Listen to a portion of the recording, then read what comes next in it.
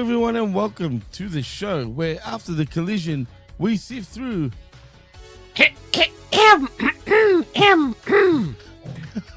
the wreckage. The Wreckage. I am your host, Jimmy T. He is my co-host, the best in the world, Jamie the Vet Williams, and our special guest, he's my other co-host of the Smack Attack. It is R to the B to the V. Rick, welcome back to The Wreckage. And what's cracking, man? Thank you. Gentlemen, as always, an absolute honor. Despite all the WWE coverage, I had to get up bright and early to get here, baby, to jump on board. The Wreckage. The Wreckage. Vet, what's going on with you, man? Welcome back to your show. Oh, yes, thank you. Happy to be here. Yeah, just chilling, you know, enjoying another one of these wrestling-based weekends. Oh, At least man. it's not 34 hours this week, but Don't even it's get not me like they didn't started. try. Yeah, Well, get it's Tony funny. on the phone. We need 9 hours. 9 more hours. I want to say something right off the top. Go for it. I know a lot of people have their opinions on, you know, the WWE now, this regime, this current regime, as opposed to the other regime. But I would like to say, at least, maybe we don't need a 2-night SummerSlam, but since they're doing it, isn't it so nice to have 6 hours over 2 days instead of 1 day? Like, can we agree that that is a little bit easier to stomach? Wouldn't it be nice to just have 3 hours twice rather than one long, boring pound you in the back? You guys remember WrestleMania Dallas? Holy fucking shit, was 10 that hours, long, bro?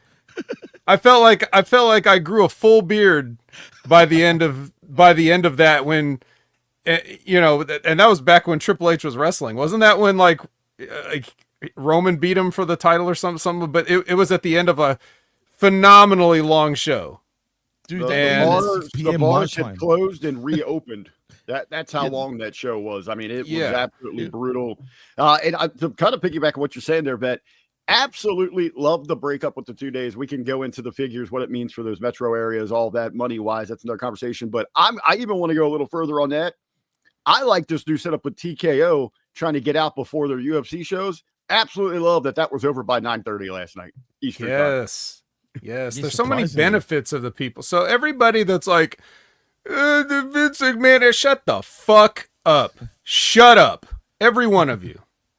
Unless you're here Oh. today with us, in which case, please tell us what you think in the chat. And you're welcome to. We're so happy you're here. Anybody that you might be telling about this show later, we're not including them either. But anybody that's never going to hear this, fuck you. Obviously, anyone listening to The Wreckage is of a higher morality Oh, yes. base, of an intellect when it comes to professional wrestling and all things that are worldly out there.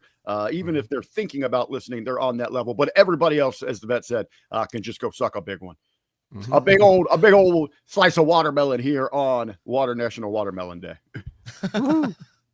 Not any Yeah, eggplants or eat the zucchinis? watermelon sideways. Yes. Spit them seeds. That's Don't pretty swallow fat, them. actually, man. I'm Yeah. just saying. So what else is so what's been up in the world, Jimmy? What do we got to I talk don't know about if- this morning? Well, I'm SummerSlam? talking about shut up. I just want to say, hey, Daxon, the Dax of Daxons, shut the fuck up, all right? That's what I want to say. If he ever hears this, shut up, because he's the biggest hypocrite. When I went to send you the link for the show on Twitter, Vet, bang, right there, right in front of me in my on the home screen, I had to see what he said to Jimmy Corderas. And Well, I didn't like tell what- the people the whole story. Well, It's like, I don't know what Jimmy said because he deleted it, apparently. FTR Yeah, has he got did. our You're right. Jimmy Salami absolutely baking over here. But yeah, I'm kind of curious as well. You've been hot on this since we were in the studio. Jimmy, lay it out here. I will What is right the now. heat Now- with FTR? Now, I'm not sure what he said about Dax, because he did delete it. I just saw it like just moments ago. I just didn't like what he said, but what he did say, and this is how when I responded, he goes, and he's talking about Jimmy Corderas, the former WWE referee. He says, "Hey Jimmy, I unblocked you just to let you know I have zero respect for you. Imagine being as old as you are, and your whole day revolves around getting on Twitter to throw tantrums about a wrestling company you know nothing about. He goes on to say, my father-in-law is your age, know what he likes to do, hang out with his granddaughter, work around his house, visit us when he gets bored. He doesn't spend countless hours on Twitter begging for someone to interact with him because he has no friends or family in real life. He goes on to say, I can understand why you dislike Tony. You worked for a man who embarrassed you on a weekly basis while you tried to hide in the back hoping he didn't even notice you were there, or as so you could keep collecting a paycheck. I work for a man who cares about his talent, hardcore bullshit, who cares about their health and their families. I'd rather work for a man like that than what you consider success. But hey, I'm sure our priorities are way different. Now, that didn't sit well with me, guys, so I just jumped in. Oh, it's been deleted now. It just came up as that it's been deleted. That is awesome. But anyway, I replied to that, and I said, wow, does this smell of hypocrisy? Or am I just tripping? Okay, Dax, all you do is bitch and moan about anyone and everyone that goes against your narratives and then becomes all righteous like people owe you something. Okay, how about you look in the mirror before you open your mouth? And that was it. And people started retweeting that. I would have said more if I had the blue tick. Unfortunately, I don't have the blue tick. I couldn't say more. But it's funny that he deleted that post now suddenly. Lucky I caught it in time because he needs to shut the fuck up. I mean, how many times does he bitch about everything online, dude? Well, I don't know because I don't have anything to do with this guy. So that's number one. But here's what I do want to say though. Sometimes people would ask me like, hey Ved, do you ever think about, doing something else? Would you ever have considered being a referee, like as a career, right? And I'd be like, well, no. And the reason that my answer is no is on display here in this interaction in both parties. Because Dax is saying like what he said about you work for a man that doesn't care about you and you just try to stay out of the way to collect a paycheck, right? Right. Well, that is true. That is absolutely true that Vince McMahon did not care about any of those people there. The referees are second-class citizens. They're all treated like garbage, and if you doubt that that's the way people look at referees in this business, which Jimmy Corderas does deserve respect because he was a big part of a lot of things that went on there, but Absolutely. They don't get the credit because they're just a ref, right? And then if you need any further proof of what I'm saying, will you look at the first sentence that Axe the Axe Axon wrote in his tweet right there? He said, I have zero respect for you. So for me to be on the road all those years, traveling with the boys, helping set up the ring, doing all the stuff behind the scenes and getting no thank you for it, in addition to being the referee, the regular job or whatever, but all the other things that come along with that, just for all that to have somebody else in the business, which this wouldn't be the only person that would say, I have zero respect for you. So that's why I'm not going to be a referee. No one's going to treat me like that. I couldn't stand to be treated like that, and I wouldn't be, so I wouldn't fit in and I wouldn't last long, right? And so that's like a perfect encapsulation of like how just because you're not a star or you're over, doesn't mean that you can't contribute to something. I don't look down on the refs, but I'm not going to be looked down on, and I'm not going to be one of them. You know what I mean? That's just a personal choice that I made, and this is exactly why. It just shows what type of piece of shit the guy is, straight up. I'm sorry, and he's not the only one. He's just the one today. No, you're right. It's true. But he's just don't even get me. Anyway, Jimmy ends up apologizing. I even said to him, why the hell are you apologizing to him for, man? Stick by what you said. And I don't even know what it was that he said. I just didn't like that first sentence particularly with what he said, which I have zero respect for you. Right. And it just didn't sit well with me. But anyway, Rick, anything to say about Dax, the Daxon? Well, I think it was some tremendous insight there from the vet on his personal decision, why not to maybe make that jump. And, that could have had a prolonged, a long career collecting one of those checks and laying low. Absolutely. And I've also, I've often wondered that, and you get different answers from different people, because I've asked Beast that same question with that great mind and knowing how he's helped referee some matches to coach some of the guys that have made it to that biggest stage. Why wasn't that an option, and he's got his personal reasons. But to speak to Dax here and FDR, I think the bigger issue here is why are we in a society that you feel that you constantly need to go on the attack when you're trying to put out a counterpoint? Again, collecting more flies with honey here is more of the stance I would take, instead of making yourself look less educated, making yourself look like an asshole and angry at the world. Maybe approach it a little differently. Like, hey, man, I know you've seen a lot of things, but you got the wrong impression about what we're doing here at AEW. Invite Corderis over to one of the shows to check it out. Maybe change his opinion where he becomes pro and uses his platform to start recruiting in that grassroots campaign for All Elite Wrestling. But to me, he just comes off as a pretentious dickhead here. If you're going to take the time to pen it, then be a little more educated and articulate in your approach. He's a straight up dickhead. And that's why I just had to open my mouth. But it goes back to a lot of things with them.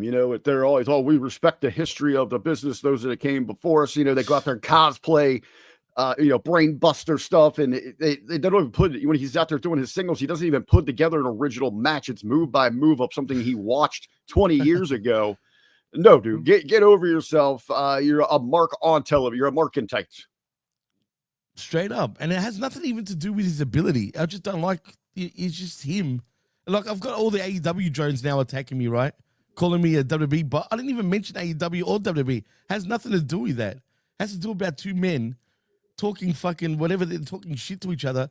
That really should be a lot bigger than that and talk like normal people, not like freaking children about it. And like I said, I don't know what Jimmy said, but he shouldn't have said what he said, though. Even Dax. Dax is just as immature for whatever that Jimmy said, you know what I mean? But whatever the case, just shut the fuck up, Dax. Concentrate on your wrestling. Yeah. And the lesson here is also, you shut the fuck up too, Jimmy. It's none of your business. Stay out of it. Quit acting like a mark. I like Jimmy. Me and Jimmy have, we've I know you guys are best friends now, but he doesn't need a guard dog. He's a grown man, and he deserves respect in this business, right? And he can handle himself. He can delete his own tweets, right? It's fine. And Axe deleted it back, so now we're gentlemanly deleting. Okay, it's very nice. That's the other issue here. We've got these grown men in Twitter beefs, and they all delete everything. If you're going to have the balls, you're going to take the half hour it's looking to type out that long ass winded reply, and then within seconds just erase it, man. Just come on. If you're gonna talk the shit, then sit in the pile of it that you laid. Absolutely. So we got Professor in the chat saying it's all a work. It's like, because they're DMing each other right now. We got him, brother. That big money angle when Jimmy comes in, and all of a sudden in the finals of this tag team tournament, who's the referee? It's Jimmy Corderis. Imagine that. Wow. And it all comes full circle. 1, 2. Oh, yeah. Sips his coffee, then the middle fingers. All right, let's get off of this. Brett. I do love other Jimmys. Name Jimmys. But anyway, but let's get into some news. That was just, Twitter wall news, shall I say. But it seems, and now I kind of touched on this with you, Rick, yesterday on the SummerSlam review show. We can check out right here on Happy Media Group's YouTube channel. That it's funny enough, we all knew, and Vet, I'm sure you even know this. Michael Cole has come out and said that Pat McAfee is his favorite, color guy of all time to work with. Okay. Have you ever heard him say that? I know I have. I don't know. I don't know if I've heard it or not.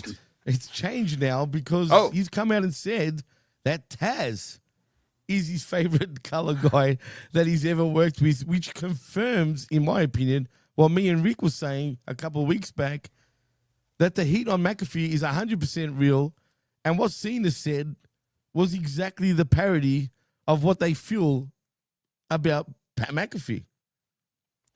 Well, either that or as soon as he said Pat McAfee was his favorite, Taz called him and guilt tripped him for like 90 minutes or whatever.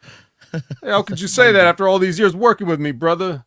You know, like that's probably what really happened. And so he had to change his tune, but Yeah, but I find that interesting, man. I mean, Rick, come on. I mean, I would want to hear maybe the context in which the way the question was framed, because I believe when Cole was talking about Pat, he was talking about how he's re-energized them. It's the most fun he's having, but he might have been asked like in a technical sense of someone that provides like a wrestling knowledge or something like that, and maybe he went to Taz. I do believe there is some kind, where there is smoke, there is heat.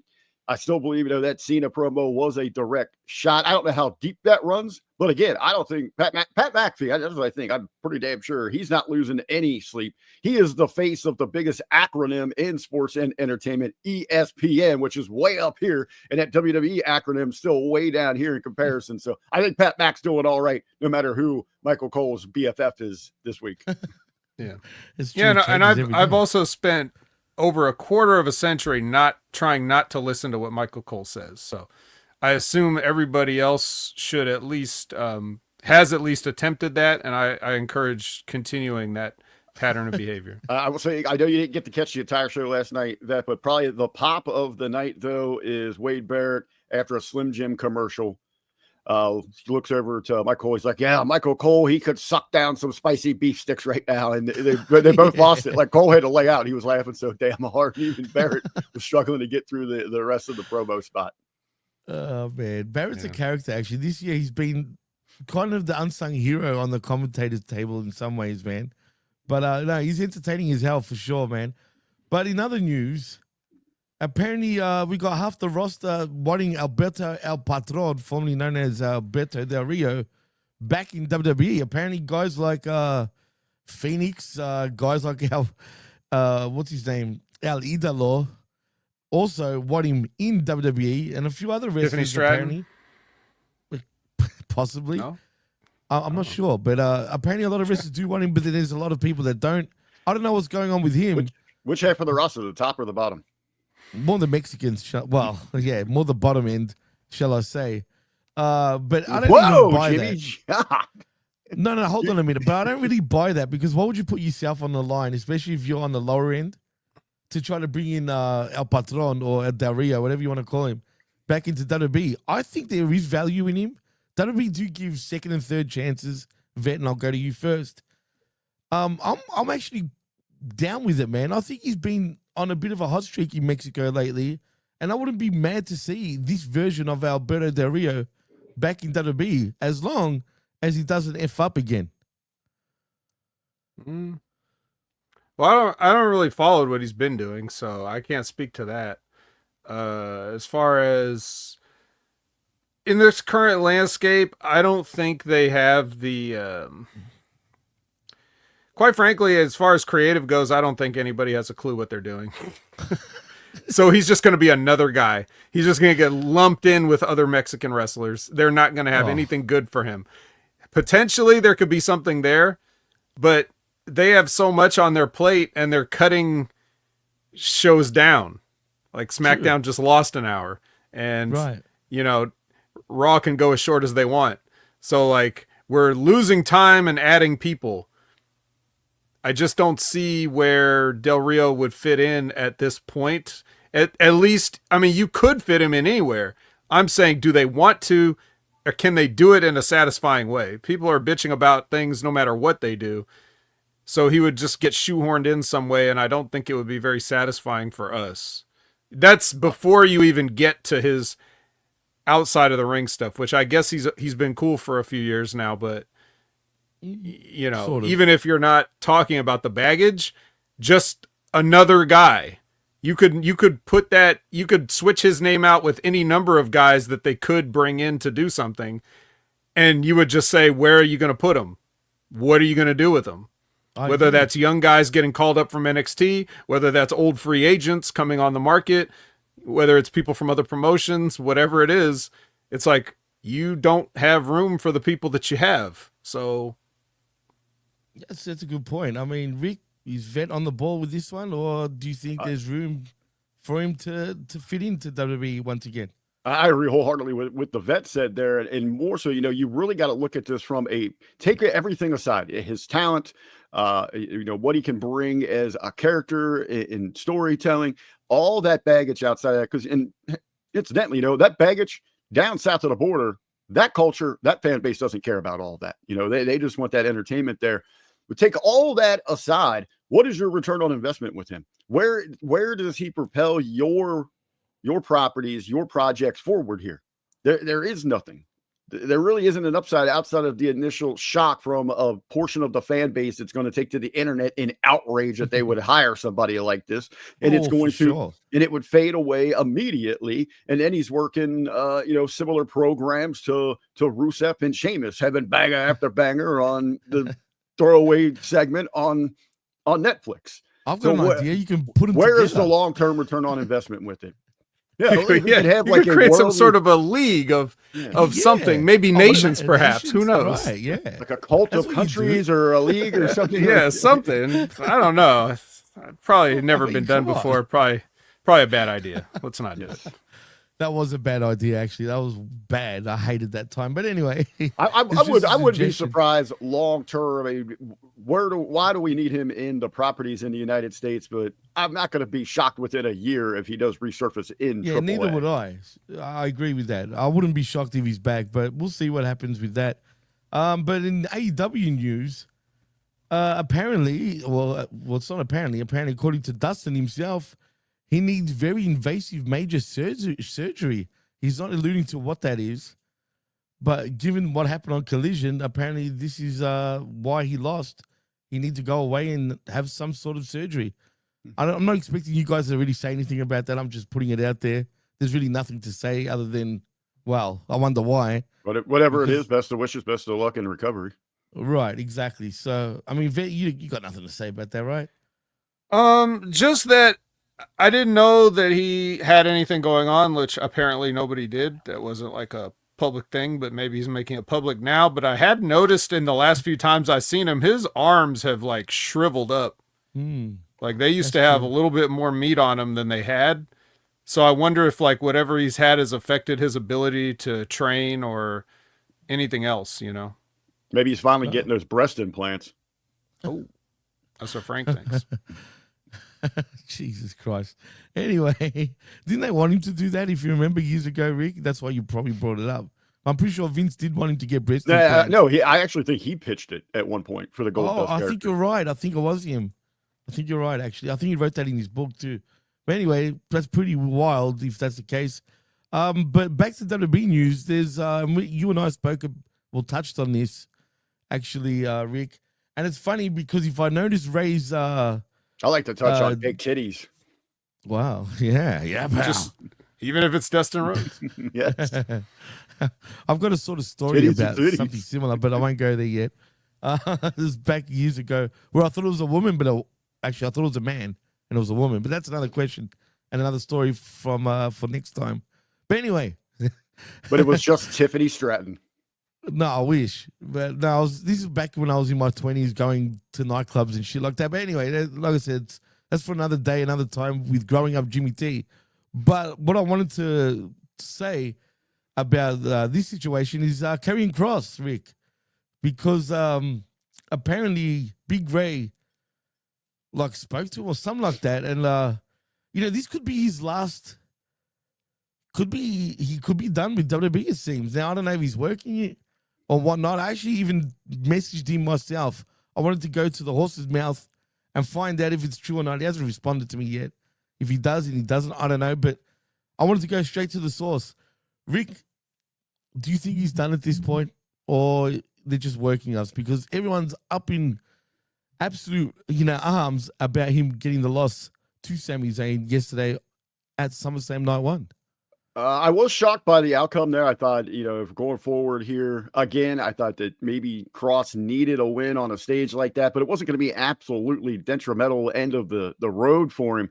As we talked about, I thought there was much more a compelling story and a direction for Sami in taking the loss and having to say out loud, you were right. And it's one of those things where you start saying things out loud and they start making sense to you. And maybe we get a lot more aggressive Sami. We get a new direction for him, but I did happen to see. I got up early this morning trying to get the buzz of what people were talking about in a handful of different groups. So across the IWC, a lot of people upset about this loss here. I know there's been talk about, is the contract signed? Has it even been offered?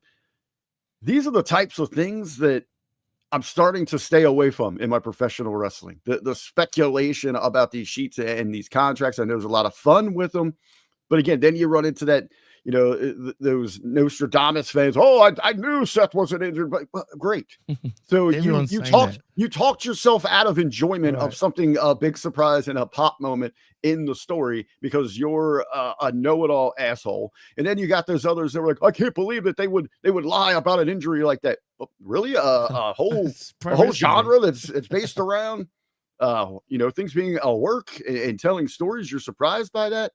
Hell, hey, I wish the best for him. He's an incredible talent. He's going to land somewhere. He's got a great gift, a great skill set, destined for Hollywood there. But I hope that it's not near the end of his WWE run. Vet, what do you think, man? I have already talked about this, but I just think that if they make him an offer, he's taking it. Oh, yeah, for sure, man. 100%. And I don't think it has anything to do with anything that's been going on creatively.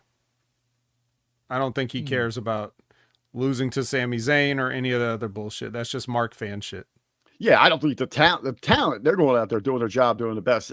I thought they only went like 8 minutes. I would have loved to see them get a little more time for to go out there and show us their craft. They're amazing together.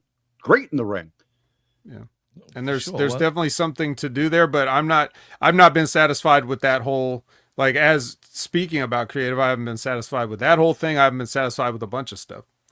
And I know you guys have talked about, but you kind of touched on it a little bit as far as like with the Seth Rollins injury, right? So I did say that, and you guys remember that.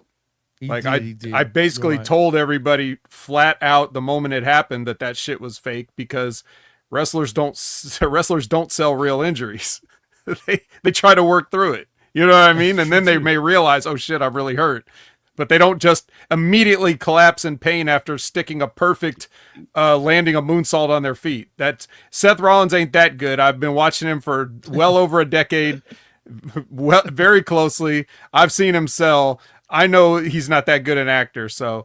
But the reason that everybody might have fell for it is because they probably just didn't smarten up a lot of the people that were involved. So they probably had to work some of the boys around that to get them to buy it so that they could have their moment. And then they had their moment and they completely fucked it up like last night. Like that was the shittiest possible way that you could have done it because all three guys ended up buried out of it. Right. I think Gunther looks really bad though now. Yes. When you think about it. You just flat beat that guy. Like you have this. I know Punk is the best in the world. I know that. I know that's how they're still pushing him as if he could still go. Well, in the wrestling, I'm the best podcasting. Yeah. But he's the best wrestling. So he's still like the old lion that still got it. But, Walter's supposed to be the young lion that has it now. Right. And you just beat him flat. And then Punk gets the title. And then here comes Seth, who promised that as long as there was breath in his lungs, CM Punk would never be the champion. And then he just watches this whole match and lets him be champion. And then he comes out on crutches and then he reveals that he's not hurt while CM Punk is in full view of him staring at him, watching him do all this from the top of the ramp or whatever. Like, and you just make him look like an asshole. And then he just goes in the ring and kicks his ass or whatever. Like, and then takes the title. So now everybody looks stupid. Everybody looks stupid for what they did. You wasted whatever you had. And then going back to it, right? So you go back to the night that he was supposedly hurt. So wait, so you mean he faked an injury and just let LA Knight beat him? And that was his plan? Like, he's like, that makes sense. I can see that. Yeah, I'm gonna take the loss here. Yeah, I can see that. No one will ever see it coming. I like that move, Ed. I think that's smart because that lays it out here. Like, man, you know, why would you just take a loss? But here? it makes Knight look this big too, man. I think that long game for Seth that makes sense there. And now it does add intrigue because LA Knight can insert himself into the situation. Right. But the way that actually breaks that down, you know, we were trying to make sense of it last night. And I do think, as Seth did say, and with every last breath, my last breath will be that you are not champion. It's a little bit more devastating to have Punk taste that sweet nectar, to have that fruit in his hands and then take that from him. But that was harsh. With your trained eye, bet to add to that, CM Punk, you just went out and got dominated like a 90-10, 30-minute ass whooping. Annoying, dude. That's true. You somehow survived that. Gunther right now, his direction, as we joked last night, his only good booking going forward is going to be a plastic surgeon to fix whatever the fuck they did to his nose last night. He looks stupid as hell here. But for CM Punk to sit there and wait for Seth Rollins to take that time, limping ain't easy, making his way down to that ring on those crutches, you know, why not get the hell out of Dodge? Mm-hmm. You're winning. Hey, there, you know. Well, they would justify it by saying, "Oh, a hero would never run away." But this is here's the thing: if your army's getting beat down, you retreat and regroup. I'm out of here, bro. Straight up. Absolutely. Yeah, look, you can have your cake and eat it too here. All you had to do was, this is how I would have done it. You want to know, you know, people complain about shit and don't offer solutions. Well, I, the best in the world, will offer you a solution of what you should have done if you wanted to get to the exact same place. Now, again, if I had the pencil months back, we wouldn't have even been in this fucking situation. But since we're here now and you give me the pencil on the night of SummerSlam, this is what you do. You can either have Seth Rollins come down toward the end, or you can have Seth Rollins hobble out there with Paul Heyman and sit at the commentary desk with the guys. And then everybody's going to think, oh, he's going to do something. He's going to do something. And then he sits there and then he gets up and he does something. So whether he comes out at the end or whether he's there the whole time, all he's got to do is hobble over to the rope, start taunting CM Punk or somebody. And then when CM Punk looks at him or whatever, you whack him with the crutch. It doesn't matter if the referee sees it or not. You whack him with the crutch. It's a DQ. Match over. Exactly. And then you get in, then, you know, Gunther's like, what the hell are you doing? And then you whack him with the crutch. Right? You beat the shit out of him with the crutch. All the while, you still think this guy's hurt, but he's just running an angle like with his hurt leg. Right. Then you have Paul Heyman hand over the briefcase. And then it's like, okay, we're cashing in now that both these guys are fucked up off the crutch shots, right? And then protects the other two too by doing it that way. Yes, protects the other two because now you never know who would have won between the two. Right, now, exactly. So they still have unfinished business. Gunther's about to lose the title, but he won't be involved because he's, you know, whatever. So then you just have Seth Rollins win the match there, and then that's when Paul Heyman puts the belt on him. And when Paul Heyman puts the belt on him, he takes off the leg brace and jumps up and down. Like, I didn't even need to be in full power to take this, but guess what? I am at full power. And now you all have to deal with it. And both these guys are screwed. Right. See, I would have liked to do it with like him come down toward the end and do a triple threat cash in. That's what I was after he beats them both with crutches. And then, you know, but to kind of piggyback on that, I get what you're saying. I would have liked to seen come down, cash in, make it a triple threat. He's just sitting there at ringside with the crutches still. Then you have the Muscle come in and just lay waste to both of the competitors because you don't have a disqualification at this point. And that's once it goes triple threat, you have the Muscle come in, keep him on the crutches, and have him go up there and pin CM Punk with a crutch on his chest. Yeah, crutch on the chest. You know, anything you want to do, but you save that reveal moment to the very end after the deal is done. You know, like, oh, and by the way, I'm not hurt. It's just, that's how you do it. Seth gets the heat for keeping his promise. Sometimes it's okay for a heel not to be able to keep their promises, but in this case, because of the other guys involved, they've teased Gunther turning babyface. CM Punk says, I want to be the world champion on camera, but he doesn't quite get it. So if they ever do give it to him down the line, like it means more because he's had to keep trying to almost get it. It's the same thing that they should be doing with Sami Zayn, but instead it's Punk right now. So it's like he just gets that little bit further, you know. Walter's protected because, you know, it's this bullshit thing that caused him to lose. He didn't really lose. If you do it in the triple threat, you just make sure that, you know, Seth pins CM Punk and not, you know, Walter. And then everybody can get spun out into a different way. But what they did was none of that. And so, yeah, it ends up getting to the same place, but it's just that the details are what make things, you know, more satisfying. And you're right. Yeah, I just don't. I just don't feel like. I feel like those are the things that's missing in everything they do. Again, that's why you're the man, dude. You explain things simply. It's simple, man. That's what's weird, and they just don't see it. But you know what? I want to also point out to you that you called another thing, and I don't know if, well, I'm sure you're aware, but your dude Cappuccino, man, you said it from the start, bro, like months ago, that this kid was going to be something, and what do you know? He's already on the way because he's become your WWE ID champion. So that's why he's the best in the world. He said it a long time ago. And already he's on his way up. Yeah, just to continue the putting myself over train, and then we can get back to other things. Yeah, like I saw an 8x10 of this kid when they signed him to the ID program, and I was like, that guy. That's all I need. I just need the 8x10. I didn't even see him. I never seen him work. Never seen him cut a promo. I was like, look at this guy. This is the guy. Cappuccino Jones, what a name. He's got the look. Look at him. You know, it's the male version of look at her. It's a look at him. And it's money to me. And apparently they agree. Meanwhile, you have other people that are supposedly, you know, industry professionals that not only can't they see into the future, they can't even see what they're seeing.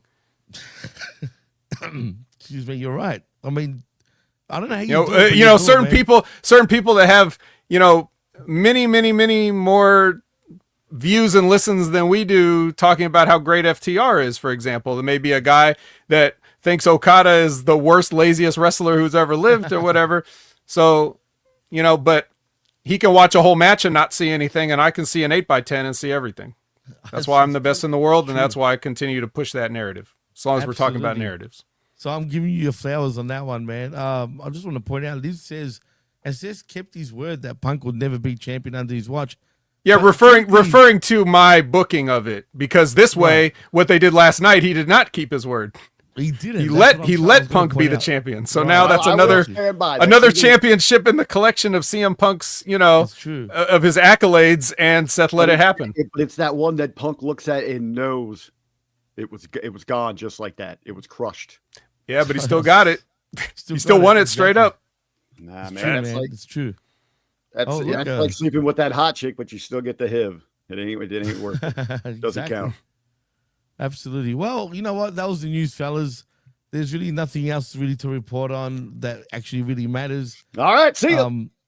Well, put your gloves on, Rick, because you're gonna start sifting through some wreckage when it comes to AEW with us, and let's hit it, man. Let's put our gloves on, vet. Let's do it. All right. So we're starting off Dynamite with a tag team tournament eliminator something or other match. Why is it an eliminator? I thought eliminator was like the thing you do where you get like a non-title shot against the champion to see if you deserve it. But apparently you can just say any match is an eliminator now as long as you just say it is, right? This eliminates all the unworthy teams. I see. Okay. Yeah, that is what tournaments do. Exactly. It's kind of the whole thing. But anyway, it's the extreme Outrunners. They get a box promo versus the Young Bucks, which they get the jobber entrance where they're already in the ring doing bro. Yeah, that's funny. But then they get a box promo. So if we're shitting on them, why did they get a box promo? It's Tony Khan. You know what I mean? He's just whatever. No, I don't. I mean, you took away everything else. Why did they get a promo? You should have been like, don't judge it. You're not supposed to. It doesn't matter. It's AEW. Well, Todd Brantley isn't here yet, So He's we can't not. start just throwing that around. You know, we have to We start can't. criticizing it. Anyways, the Outrunners ain't winning this. They get the TK driver. And then Okada comes in to help kick their asses. And then Swerve runs in. And then they do a spot where they pinball Okada around with punches. And then he tries to escape before they can, do more. But then as he's leaving the ring, Swerve does a stomp on him from, Jeez, in the ring to the outside. Yeah. The way he landed, like in between, like on the shoulder sort of thing, that he could have fucked himself and Okada up, but luckily it was all good.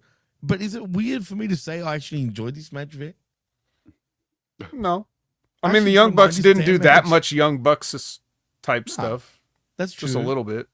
But I actually thought this match was a good start to the show, and I actually, for whatever reason, I enjoyed the match. I thought it was pretty good. Rick, did you even watch? Yes, I did. Okay. Yeah, I that's why I'm here, baby. I've watched it all, baby. Okay. But, I thought, going into this thing, some of these opening round matches were very intriguing to me here. I'm not usually not a big tournament guy, especially how often they throw these things out here just to get us to a number one contender. One of the things that really jumps up to these last couple weeks, watching the fallout from All In, and it's something that you talked about, that was, where do we go forward from this? And it's been bugging me these last couple of weeks. If we get to aftermath here, even Swerve just pivoting now, like he's completely forgotten that assistance there with Hangman and the Death Riders are still doing their same They're thing that you besties called Rick, out. Come on. So he's completely pivoted in a new direction here, where he's occupied with Okada himself. I have had a little bit of humor inside of the Buck stuff, but there's little nitpicky things. Like, if you're going to take it away, take everything away, strip them completely down inside. I The agree match itself, I was expecting maybe this to be the best tag match of the tournament. We were going to get it in a first round, kind of throwaway. But I across the board, I mean, we're going to talk about a few more here. A lot of these pairings have really impressed me, and I've enjoyed the matches in it. Oh, good. Well, somebody had to enjoy them. So Renee is with Mark Briscoe, and he's about to probably say something about MJF. And then here comes Ricochet and the gang. And Ricochet will suggest to Mark Briscoe that he should focus more on, show some love for him, I guess, is one way to put it. Because you got a match with me tonight, so I should be the focus. But he has the decency to actually talk about MJF right while Ricochet is still standing there, which is kind of funny. Yes, I like that. He's basically just, yeah. Well, Mark Briscoe's a national treasure. Ricochet is also a personal national treasure. I assume he'll be on a national scale before long, as long as he keeps his trajectory going. These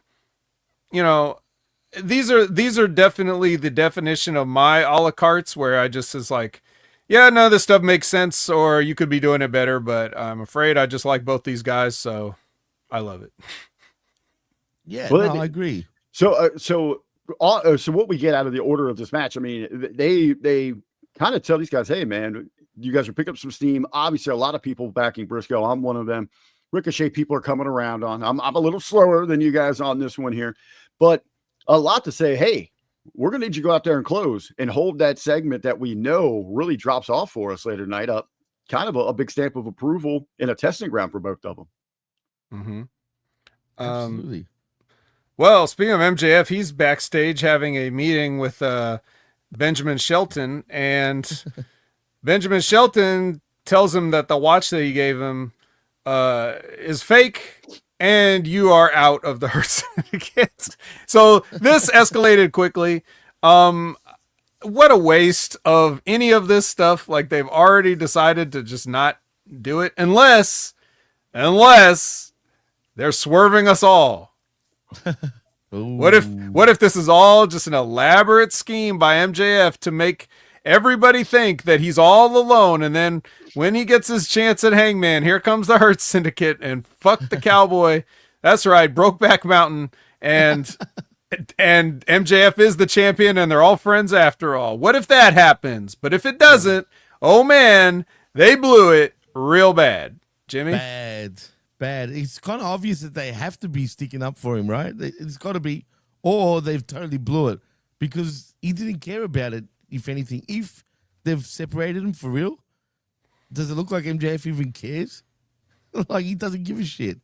So I'm hoping, that they are still together, or else, it was a big waste of time. Yeah. I thought the entire thing was a waste of time from the very get-go. I wasn't a fan of this pairing. I thought it was a complete misuse of the Hurt Syndicate, especially where you could be going with the popularity, just the outright talent, how hot they were as a group. I think they're even a little wasted in that tag division, but that's another discussion. Well, yeah, it's not really much of a threat inside of that. I wanted to ask you guys here, though, with MJF, and we're talking about, is this the big work in there? But they have made it very clear. MVP's made it clear that they are in this for business. They get paid to hurt people. So could MJF just say, hey, brother, I need to buy your friendship here? That's exactly what I'll do. How much are we talking to make sure that you guys bring home that big, beautiful gold belt back to me, MJF? Or, we've seen the Syndicate with some run-ins here with a couple of guys that were MJF's old pals. How did the pillar fall apart? I can't recall there. It was there like Pillar. a major. I don't know what you're talking about. There's no pillars in AEW. We're not the pillars. What were they called? The Pinnacle? Yeah, the pillars. Pinnacle? It was. The Pinnacle. I'm being sarcastic. The Pinnacle. Did they just float apart, or was there like a hard fallout? I can't recall between MJF it wasn't a hard and FTR. Fallout. It was It was actually they separated on good terms. They just had their stupid stadium match and then didn't do anything anymore. They literally, I remember them saying, I'm pretty sure that's what happened, right? They did. They all broke up like on good terms. I'll take anybody's word for it because I don't remember. See, that's what I can't recall. They did. I can't. So I'm just thinking, we've seen the Hurt Syndicate and FTR having some words, had that exchange going back to All In there. So does MJF go back to some old familiar faces and look for an alliance there as he's kind of dealing with these issues with the Hurt Syndicate and continuing to chase his championship? I mean, you could, but again, this is the problem again with AEW anyway, man. They love starting things, but they don't know how to finish things, so they just stop. That's it. They just stop midway. And furthermore, even starting things, they have not nearly got as much fun or mileage out of this grouping as they could have. This is potential for, comedic gold every week. And MJF has a good way of being funny without stopping being serious sometimes. Right.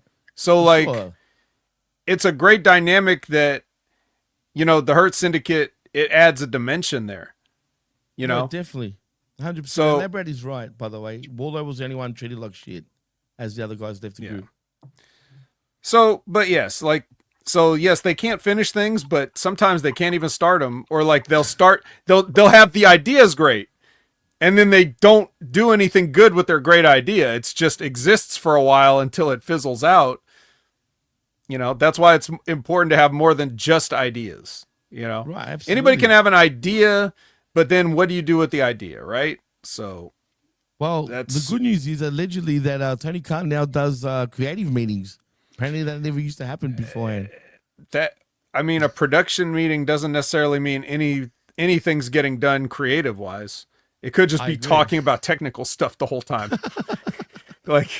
I'm still writing the whole show, and everything I say goes, but we could talk about the camera angles. I don't know. Whatever. It just could be handing out, hey, I need you to go shoot these pre-tapes here. Have them to me, have them to production for, to the truck, blah, blah, blah.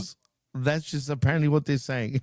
If only AEW was smart enough to have a reality-based show on HBO Max that kind of pulled that curtain back. Maybe they did, or even on TBS or TNT as well. They could have had it. No. Well, I'm pretty sure maybe told us a story that was so amazing we would think it was unreal. Yeah. You know what, Vet? You're right about Unreal, as a matter of fact. Of course I am. You know what I mean? Just add that to the pile of things I'm right about. By the way, I really disagree with you on that because I enjoyed it. That is the ultimate. I didn't even talk about this aspect of that dumbass, the way they fucked up the Seth thing, right? So, you mean to tell me in the week that you debut this show, where You're basically out there saying you're showing people laying out matches. You're showing enemies hugging each other. You're showing Cody, like Kevin's face all fucked up with his neck all fucked up, saying to Cody, "I fucked that up." Like you're showing all this stuff, and then you have the nerve as Triple H. You are gonna sit there at that bullshit press conference afterwards and say that you're not too happy about the falsified medical records. So like now you're treating this thing like Seth worked you. What? I mean, Are you fucking kidding me? How stupid can these people be? This is why you can't have things like that, because where do you draw the, like, you're trying to work the work? What's going on here? So he worked you about his medical records, but you still just allowed him to cash in a fake briefcase that you're showing on the show who you're picking to win the Royal Rumble, and you're making it seem like Seth went into business for himself with a fake knee injury. What are you talking about? Is everybody insane? What has happened to this planet? that's why I said this got potential to alienate the fan base when you and I were talking about it yesterday on the SummerSlam review show, and that's the problem. And that's exactly what it's going to do. It's going to alienate the fan base. So I don't know what to say about that. It's just it's stupid. They shouldn't. If they're going to run this show, it should be like literally in sync with the actual product, even. But then again, that would be bad too. Either way, it's bad. Maybe they shouldn't have brought it out the way they did. Maybe they could have done it another way. But let's be real, man. I mean, even you said it, Rick. I mean, most of this shit is probably, worked. The way they look at the cameras too, they know the cameras are there, and the way they act it up. A lot of it is, like, even Stevie Richards said it on his show, for example, and shout outs to him. He said the way the production meetings went when he was around was nothing like it's shown on Unreal. So that's quite an interesting. Look, I don't. No, you're missing the point. I don't give a fuck what they do in real life, but you made a show about it. Right. That's where you fucked up. Right. You don't need to show that, and you've been showing it. And as for anybody saying, oh, Vince McMahon would shut up again. He Tough Enough was under him.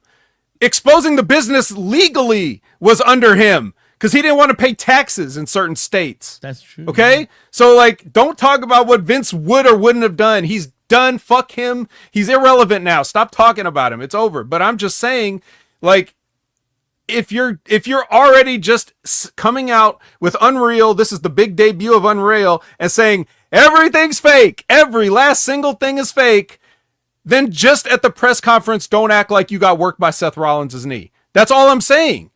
It's just that simple. It's not about compartmentalizing or anything else. It's about, and I bet, and I have a personal hunch, actually, because Triple H is a certain person from a certain generation, I feel like a show like Unreal is killing him inside. But I just don't think he's in a position to deny it. I know people are positioning this like they're saying he's like, oh, this is just self-aggrandizing, like Triple H is putting himself over with this. This is a whole vehicle to get Triple H over. Well, he's doing all this stuff regardless if the cameras are on or not. And I think that this is probably somebody else's push and somebody else's idea. And I know that the guy that grew up watching Harley Race and Ric Flair and like those guys and stuff like that, there's got to be a part of him that this is just like, I'm dying. I can't believe we're doing this. But what else can you do? He's in no position now with the situation and TKO and everything and the revenue and all this and Netflix and yada, yada, yada. And the forces beyond his control. He's like, I just wanted to run wrestling myself. I didn't know it was going to come with all this, like, I'm sure he's trying to talk himself into it and he's trying to be cool with it so he doesn't have another heart attack. But I know it's got to be bothering him. If it bothers me this much, it has to bother him because he put in the road miles and bled and sweat and he drove those drug addicts up and down the roads for years and he married a fucking boss's daughter that he might have barely even liked when he met her. Like, he did all this stuff to get where he is now just to have a show exposing everything he's done in his entire career. There's no way he's 100% cool with it. No way. Not a chance. But he has to go along with it so he doesn't have another heart attack. Shit. Back to AEW. So Tony Schiavone, you may have heard of him. He brings out Christian Cage. And I'm giving you the very Cliff's Notes version of this, Rick. He's an asshole. He disowns his family. He gets attacked on the ramp. And then they give him the old school concerto, the way they used to, standing up. You're also forgetting or didn't mention that Mrs. Wayne has got a big gash. Ooh. Very big, very deep, apparently, too, according to That's Christian. But I want to say this. I don't know if your feed's done this, but I didn't see the beatdown. For whatever reason, I was watching on ESPN in Australia, obviously, because that's who's got the rights. And abruptly, it cut away from Christian, went to a commercial break, and then it comes back from commercial break, and they mentioned how Nick Wayne and Kip, kicked the shit out of Christian, but I never saw that. I never got to see that. Did you guys actually see that? I did. Yes. Wow. What it's right there for us. I guess ESPN. No shit. I guess the only major swings and misses they won on the network down there is from Major League Baseball. Yes, that's ESPN. That's the big one Pricks. making the round. So I'm interested there on, that is the talk of this thing, Vet, to get your take on this thing. Obviously, when they're doing that, complete whip there. How are they walking through that in the production meeting, if they are beforehand, or is it something they just say, we're going to go out there and nail this thing? So is that how they practice that thing? How are they going to talk about landing that? What goes so wrong? What goes off the rails with something where such a whiff like that?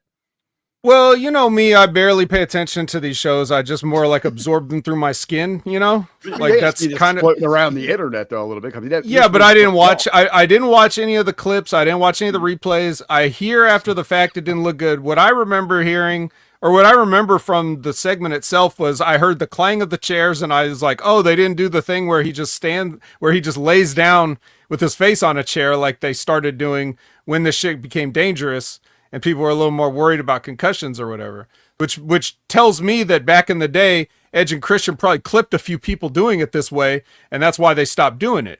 So, if anything, I'm sure that what happened was Christian sort of walked them through it a few times, and they were overly worried about taking care of him because of his history of concussions and stuff like that. So they'd rather err on the side of caution. And it may have worked because, like I said, I wasn't staring too closely at it, so to me it just looked like they nailed him with it. I didn't see that fucked up because I just heard the chairs clack and then I saw him fall, so I was like, oh, okay, they're doing that. Bold of them. But now I guess if I went back it would look like shit, but I didn't go back, and so I'm just guessing based on what you guys are describing that's regardless of how it ended up, that's how they would have got there. Christian would have said, this is how we did it, run through it a few times without me, and then we'll try. We'll do one with me or whatever. And I'm sure they just didn't want to hurt him. I would agree there with Frank. That was my immediate reaction to it. Is why do we need that spot? If we've got the young kids, you're putting them. You got live television here. No matter how many times you're going through that rehearsal, you're not probably going to get that right. Does it add anything?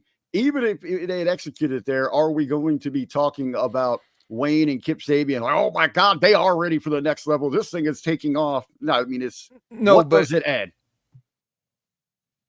They could have just done a regular one at the top of the ramp, or a more familiar one in the laid out position.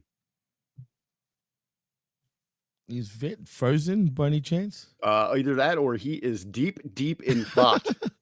Because I thought he was in deep thought for a moment. He might be. That is the deepest thought that I've ever seen the Vet go into. But we'll pause on that as he kind of sorts through his thoughts, so he can articulate that to us, to tell why I'm wrong and why they needed that thought. I'm sure. But I guess, Jimmy, as we're waiting for him to come back, are you buying into this Wayne and Kip Sabian alliance here? Are these guys looking like threats, or we need to speed up and hurry up and just get to the payoff that we know we're getting? It is Cope and Christian back together again. Well, yeah, that's what it is, and that's what the end game is, of course. Now, look, I don't mind Nick Wayne. I can't stand Kip Sabian though, man. So okay, so here's my thing with it too. I don't really have much use for Kip right now. He is a background guy that should just be like a young boy. If he's going to be in a group like that, he's feeder. He's the one that's regularly getting the ass kicked. Absolutely. I don't need to hear him. I don't need to give him, him giving advice to Wayne on it. I think Nick Wayne is still continuing. He's still so young, right? Early 20s. Yeah, man. He's only like 20 years old, 21. Okay, something like that. 2020, 21. He needs to continue to spend time doing whatever he's doing in Ring of Honor. I don't think he's ready for a spot on a platform like Dynamite or Collision. He's got to work on his physique a little bit. At 2021, he's not grown into his body yet. So again, he's got to keep developing that. Even standing there at times, I mean, Mama Wayne towers over that entire group. And so, like, there was 2 weeks ago, the way he had him positioned, like in the middle of those guys when they did the uncaged like spot, he looked like a fucking Muppet.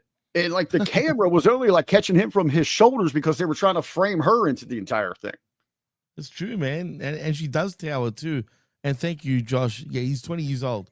I did say 2021, but yeah. Right. So very, young. very young. I mean, obviously he has this in his genes, born into this business. I'm not trying to knock him, saying that there's And he no does future, should be gone. understand a lot of the fundamentals too, Rick, to be fair to him. You know what I'm saying? I get that, but he's still a kid, and you're trying to present him in a grown-ass man's world.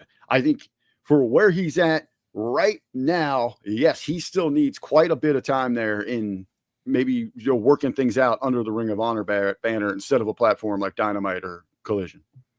No, absolutely. And Vet, I don't know if you heard what Rick asked you initially, but I'll go ahead Don and ask Stevens, again. Don Stevens. Yeah, we were literally you're in deep thought. It was a perfect freeze, I must say. But as long as you're back, that's all that matters. Yeah, I heard everything he asked, and it cut out when I was starting to respond. But could you re-ask the question, please? All right. What is the need for the standing spot? Instead of, can't we just get the same, effectiveness through the more traditional now, the laying down at the top of the ramp? I know we've seen it in the ring, but now we're at the top of the ramp, so it's a different setting, I guess, presentation. It doesn't matter what they do. We've already stopped talking about the fork. Like there's no reason to do any of this. They should just shut the whole company down. No, I'm just kidding. No, turn the lights out. Yeah, but great news, parent company. We've saved you a ton of money. That's right. Well, actually, I think Tony's paying to be there, but I mean, regardless, Jimmy, you said that you didn't even see it. Yeah, I didn't see it. I heard about it online, about the concerto. And funny that you guys were explaining that it looked bad. From what I was reading, apparently people were saying, I don't know if they were trying, I didn't see it, that it looked devastating. So I find that quite interesting. So you can tell from the television shot, yes, because they did a good, they panned back on it. But in an arena, you've got all these other cameras there. There are always, in this day and age, there are all these other eyes on the prize here, and it was some different fan shots that would pick up the obvious whiff. Right. It didn't look overly devastating, awesome on television, but you really couldn't tell it was literally, they were like a foot off of him. So it wasn't even like they grazed him a little bit. It was a big miss. But you fan cam stuff. Yeah, you can't go with fan cams because you're not supposed to see that. We shouldn't be seeing that. But you're going to, Vet. It doesn't I'm not saying you should do a shitty job, but I'm saying that's why I didn't notice there was anything up, because when I was watching the TV version, it seemed okay. And that's all that most people are going to see. Not every psychopath is going to run and start looking for fan footage of shit, especially not on a random, Dynamite. So I just, yes, you should do it better. But to your point, there's no benefit of doing it at all because it's not going to be remembered and Chris is not going to sell it. He's just going to come back and it's just going to end up being on a wrestling match. Because we have to settle personal issues with our wrestling match with rules where you're standing on the apron waiting for a tag. Just like the Wyatt Six, the supernatural killers, how they just wait wait with their arms on the ropes waiting for a tag, That's how we're going to settle all this real personal life and death stuff. So it's not enough that you just turned on him and then you're going to build the anticipation of these two sides eventually coming to meet in a wrestling ring by having them not interact until then, so that the people will be clamoring for it. No, let's just do all the same stuff we always do: jump people outside the ring with no repercussions, commit heinous violence, have all of Tony Khan's assets eliminated from his company, and he's totally fine with it, just sitting in the back, getting ready to run out there at the end of the show and talk about Time Cop again. You know, like this is what we're all doing. They're just wasting everything. They've been hot-shotting this company for 5 years. Fact. Nothing new. So now we get a stand-up concerto. Great. And then all that anybody's talking about is how shitty some of the fan cams look. I don't know. There's no answer. There's no logical answer to your question. I'm just, but this is what they do. Whatever Jimmy said earlier about they have an idea and they don't know what to do after that. Okay, so it's bizarre, man.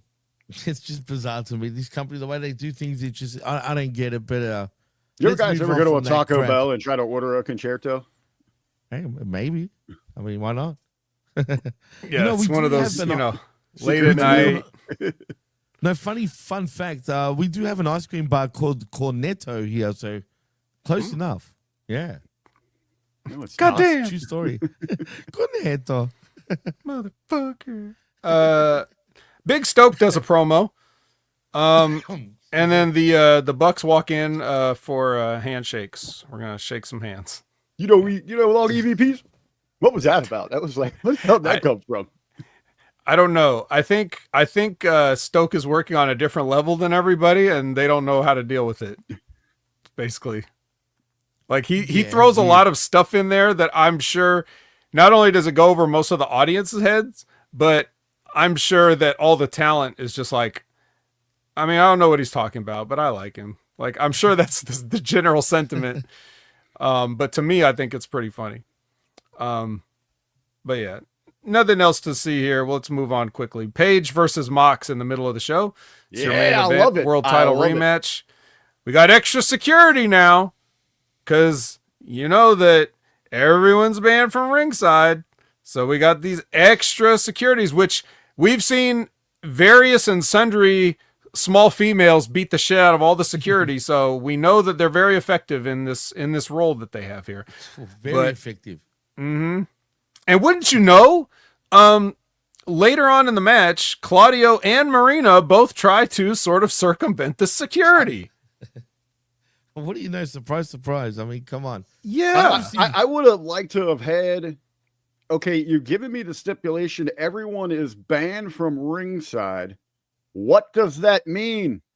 What is, if you break this rule, this stipulation, what is the reaction for your actions? Well, you're asking too many questions, are you Rick. fined? Or are they going to try to raise money back for those $400,000 payoff matches that they're putting out there? Rick. Is there suspensions?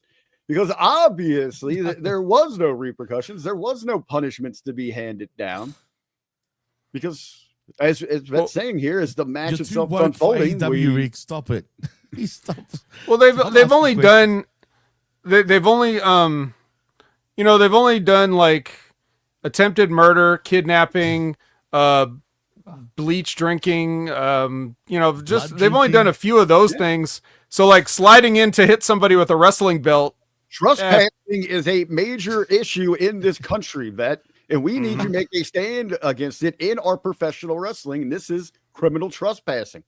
Dude, do I have to neuralize you motherfuckers? Like, seriously, do I need to like neuralize? Yeah. He's not supposed to be talking about these guys. Come on. Yeah, well, that's what I'm saying.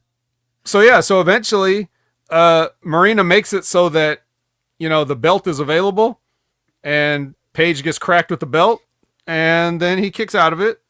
And then Darby's up on the castle and then he jumps off the castle and then Page hits 2 buckshots on Jon Moxley and retains the title.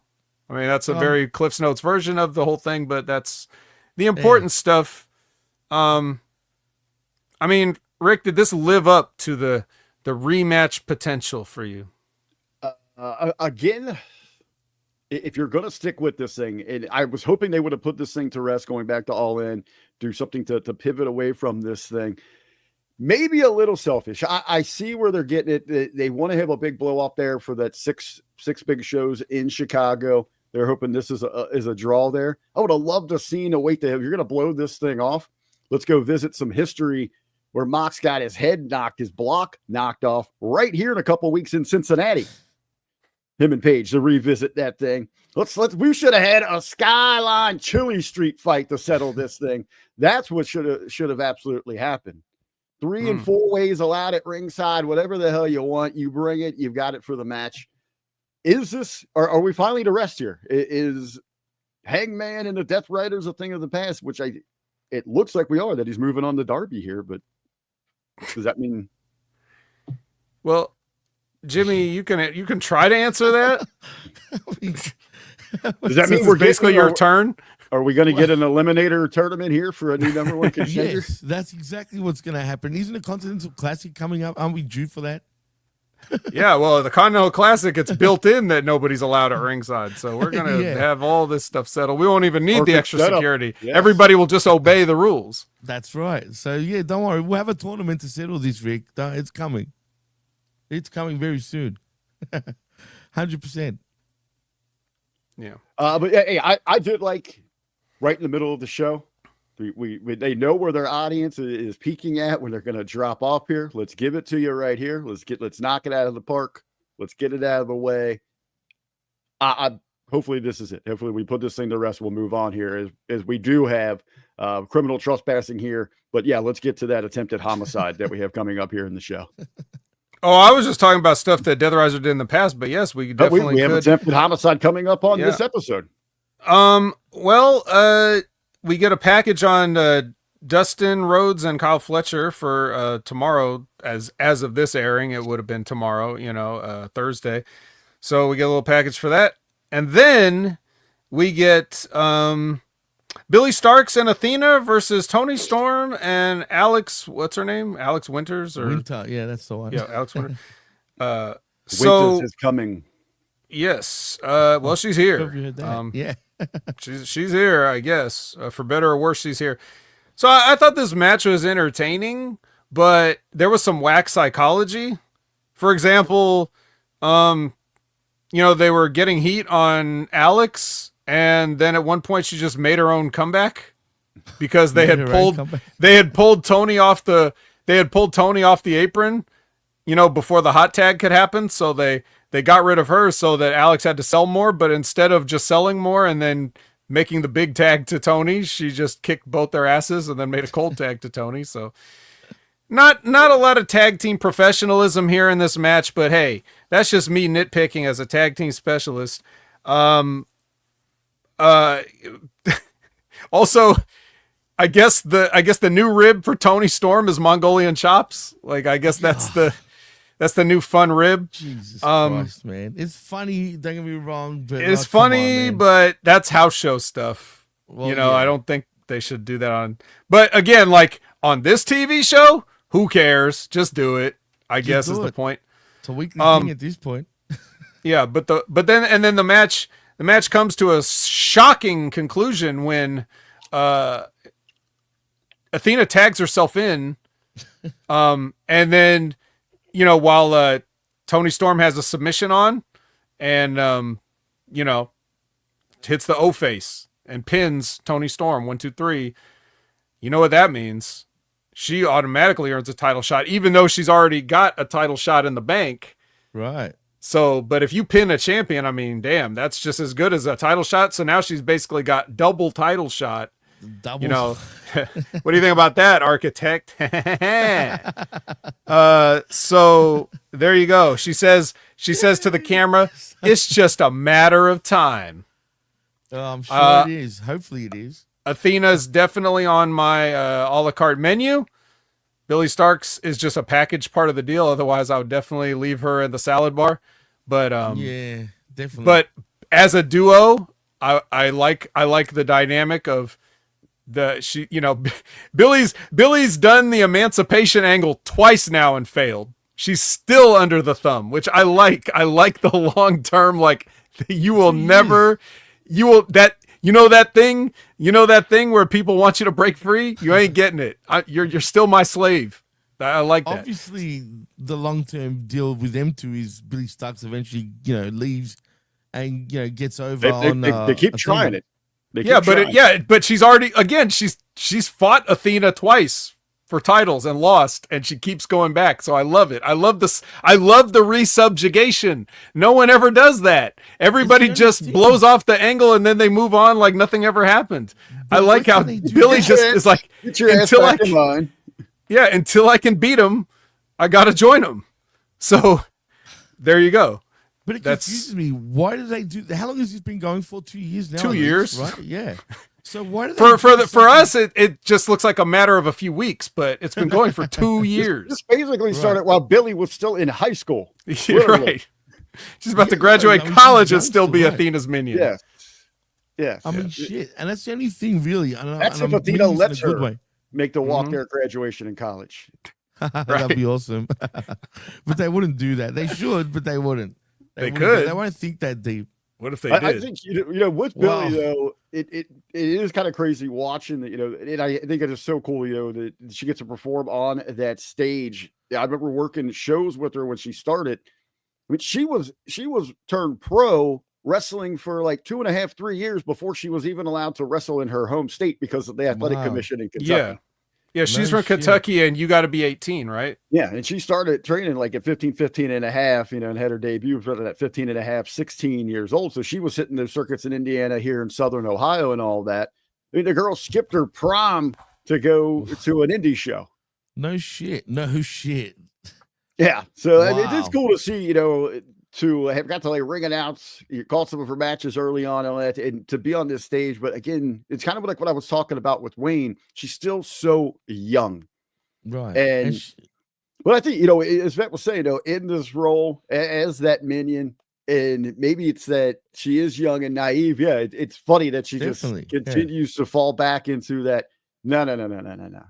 If you want to run your mouth, Athena's going to beat you down, then get back in line. That's the way that it's been. And quite frankly, anyway, sorry, Jimmy. Quite frankly, she's just a little too weird to do it on her own right now. Yeah. And that's understandable. She's still very much young. She's only 20 years old. Like, still, she's got plenty of time to, move forward, obviously.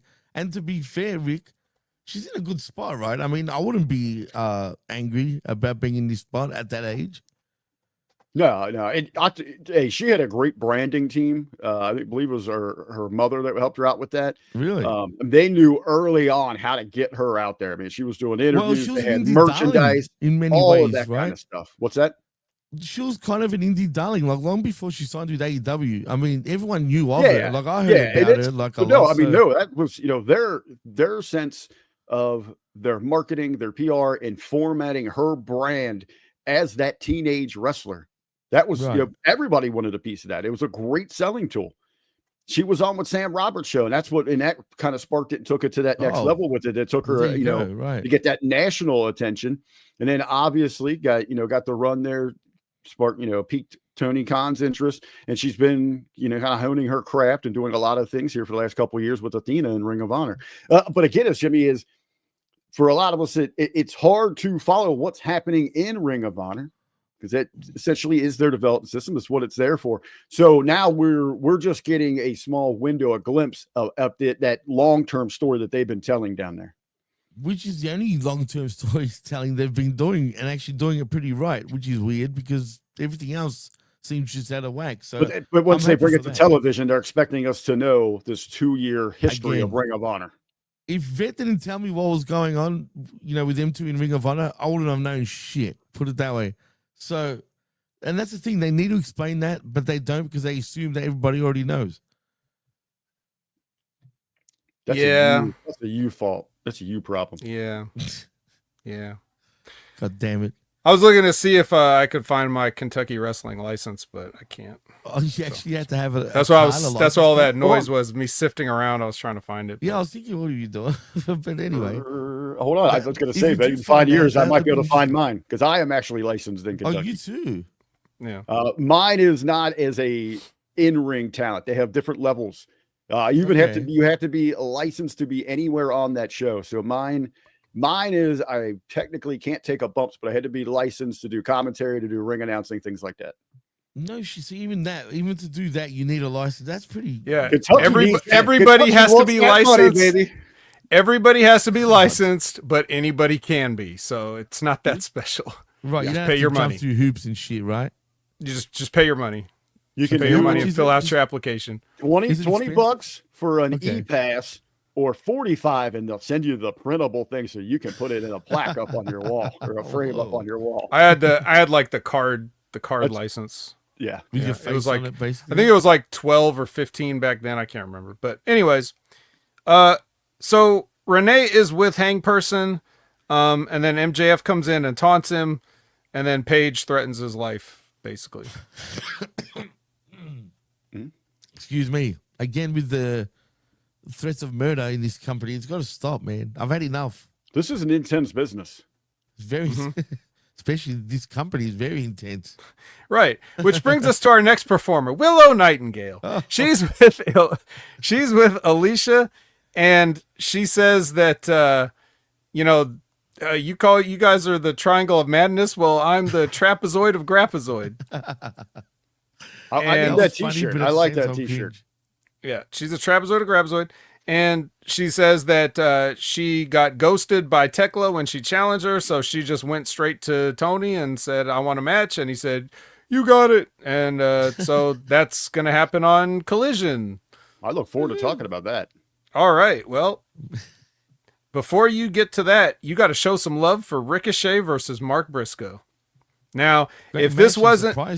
If your main event wasn't going to be the title match, this was a great main event anywhere in the world, as Booker T would say. So yeah, just real quick, this is kind of what happens. GOA does the jump up, early on, and they're going to be a factor throughout the match here and there. And Ricochet's going to hit Vertigo, but Mark's going to kick out, and then Brodito's going to come out. Now, I had already named them Brodito. For the record, you guys know, you can check the tapes. That's true. More on that later. So Mark hits the J Driller. So that's the match part of it. Jimmy, anything to say about the match itself? No, it was a good match, but you know what? The Gates of Agony and Ricochet, GOA, whatever, GOA, the goers, all right. Yeah. They looking good, man. I actually like their look, their presence. They don't come across like jobbers anymore, like they used to for a good 3 years at one point. I think. Well, wait. Pause. I don't think they ever came across as jobbers. They definitely were jobbed, but they look professional on their end. All right, go ahead, continue. They look much better now, though. This current look, I absolutely love compared to what they were before that. And I love that they're henchmen to Ricochet. The only thing is the way Briscoe won the match surprised me because, I wasn't expecting him to win this match. But if you notice now, Vet, he's starting to get wins. Are they going to lead to anything now, though? That's the thing, man. Or is it talking about Mark? Mark Briscoe, right. Or is it all just smoke and mirrors? I mean, hey, as Rick will tell you, in sports, sometimes you got to get hot at the right time. So I think that's what we're seeing. So, but are you saying it's just another strong win for Mark Briscoe? No, I'm saying it's a big main event, See, the strong win is when like some guy comes out of nowhere that hasn't been on TV in like 6 weeks and gets one win over some guy right before he's about to lose to somebody else in a title match. That's what a strong win means in our universe. Right. This is a quality win for Mark Briscoe, although with all the interference and all the shenanigans surrounding the match before, weeks leading up, currently, after, I feel like we could have gotten out of beating Ricochet somehow, but they did what they did. So it's too late now. Yeah, but I'd rather not. I'd rather not do it. I'd rather everybody think that's what was going to happen. Like he hits the J Driller and then some shit happens, whatever. But, leave it ambiguous so that Ricochet can always say, you didn't beat me. You didn't beat me. You always got to give not every heel, but heels like that. You want to keep them annoyingly strong, I guess. And one other question before we move on to Collision. Does this mean we possibly might have Ricochet absolutely fucking up Mark Briscoe when he has his program with MJF? Because I've got a feeling they're going to do something silly like that, man. Could be. Could we see a bunch of weird unions? Who knows? Well, what do you think, RBV? The entire thing is the wins and losses here with Briscoe. It matters in AEW, Rick. Come on.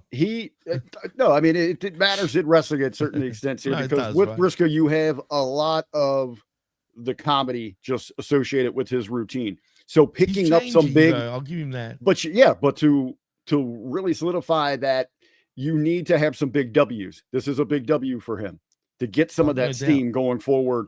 If you want to do some things with him now, I kind of like the question you asked Vet there. Where is that ceiling? Right. Where does he hit that point? Is it that he can't, that big payoff that we're hopefully looking for, that he gets that comeuppance, gets that payback to MJF for what he's been saying about the family and more particularly himself, that he should have been the brother. I think with Ricochet, the losses aren't going to hurt him right now, because he is hitting on that level where he's just that annoying little gnat that you'll continue to love to come back to see just get punched in the face. Absolutely. And for Ricochet, he in that character, he can no sell all that. Where that loss, it never happened. What the hell are you talking about? Exactly. And he can just continue to roll on. And that adds some more of the arrogance and the annoyance behind the character. So I like it there. I think there's intrigue of where is the ceiling? How high can Briscoe go? You kind of talk about those lovable, connectable characters, more like kind of like a modern day when we got the glimpse into the real persona of a Mick Foley when he started to come out from behind the mask of a Mankind. You want to rally behind somebody like Briscoe like that. He's a real dude. Oh, for sure. He's the salt. He is the salt of the earth. He is Mr. Blue Collar. That you want to sit down and crack a Pabst Blue Ribbon beer with and just 100%. Kick it, next to that bonfire. He's that guy that you can rally a lot of just general fans behind. And I hope they can capitalize on that. And again, with Ricochet, everybody's just relatable, wants to punch that dude in the face no matter where he's at. He ain't even got to talk. He ain't got to talk. He just shows up and it's that, hey, just look at him. You want to see him get punched in the face. Mm-hmm. Dude, when Briscoe slapped him on the on the top of his head, man, that was a hard slap, dude. Right on the noggin. Reminds me of like cracking an egg over his head. But I love that, how they do that. You know what I mean? They just concentrate on his bald head. Yeah, in a fans.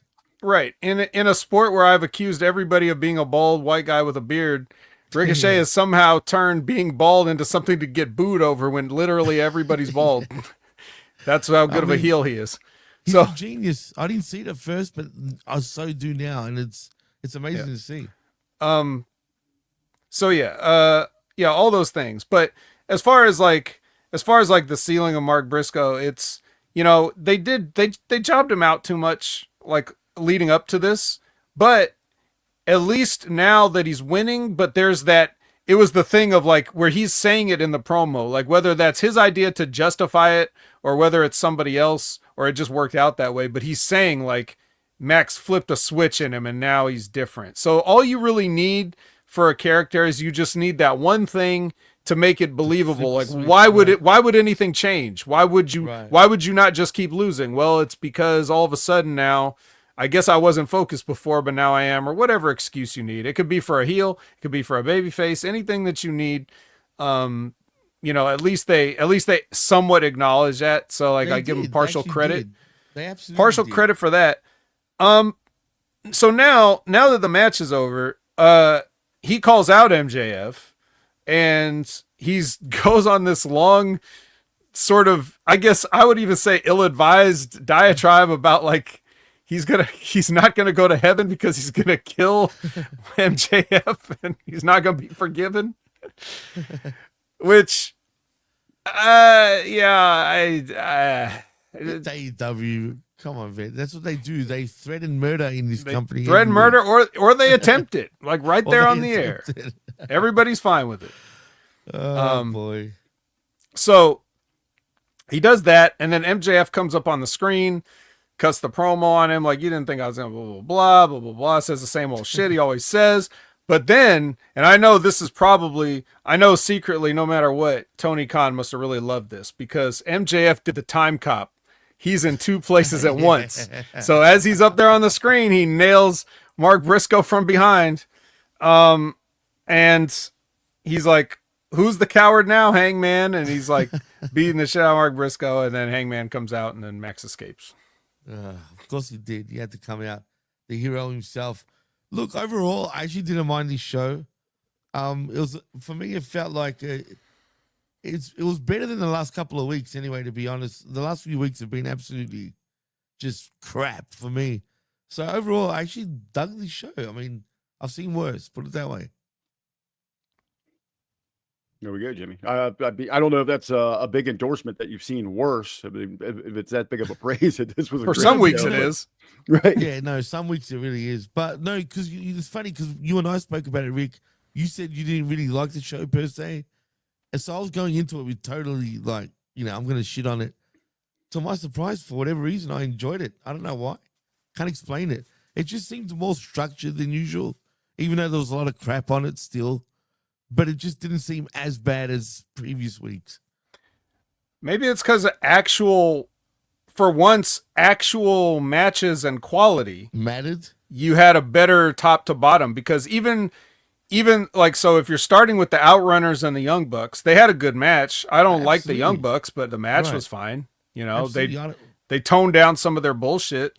You had Page versus Moxley, which, even if you don't care about those guys, which I don't, but just the idea you're delivering a pay-per-view rematch on free television, so there's something there. Sure, you're going from a match where literally everything happened and everybody tried to kill everybody to a regular wrestling match, but whatever, again, compartmentalize, right? So but you're just looking at the main event. You had that tag team women's match, which was good and entertaining, even though they need to learn about tag team psychology.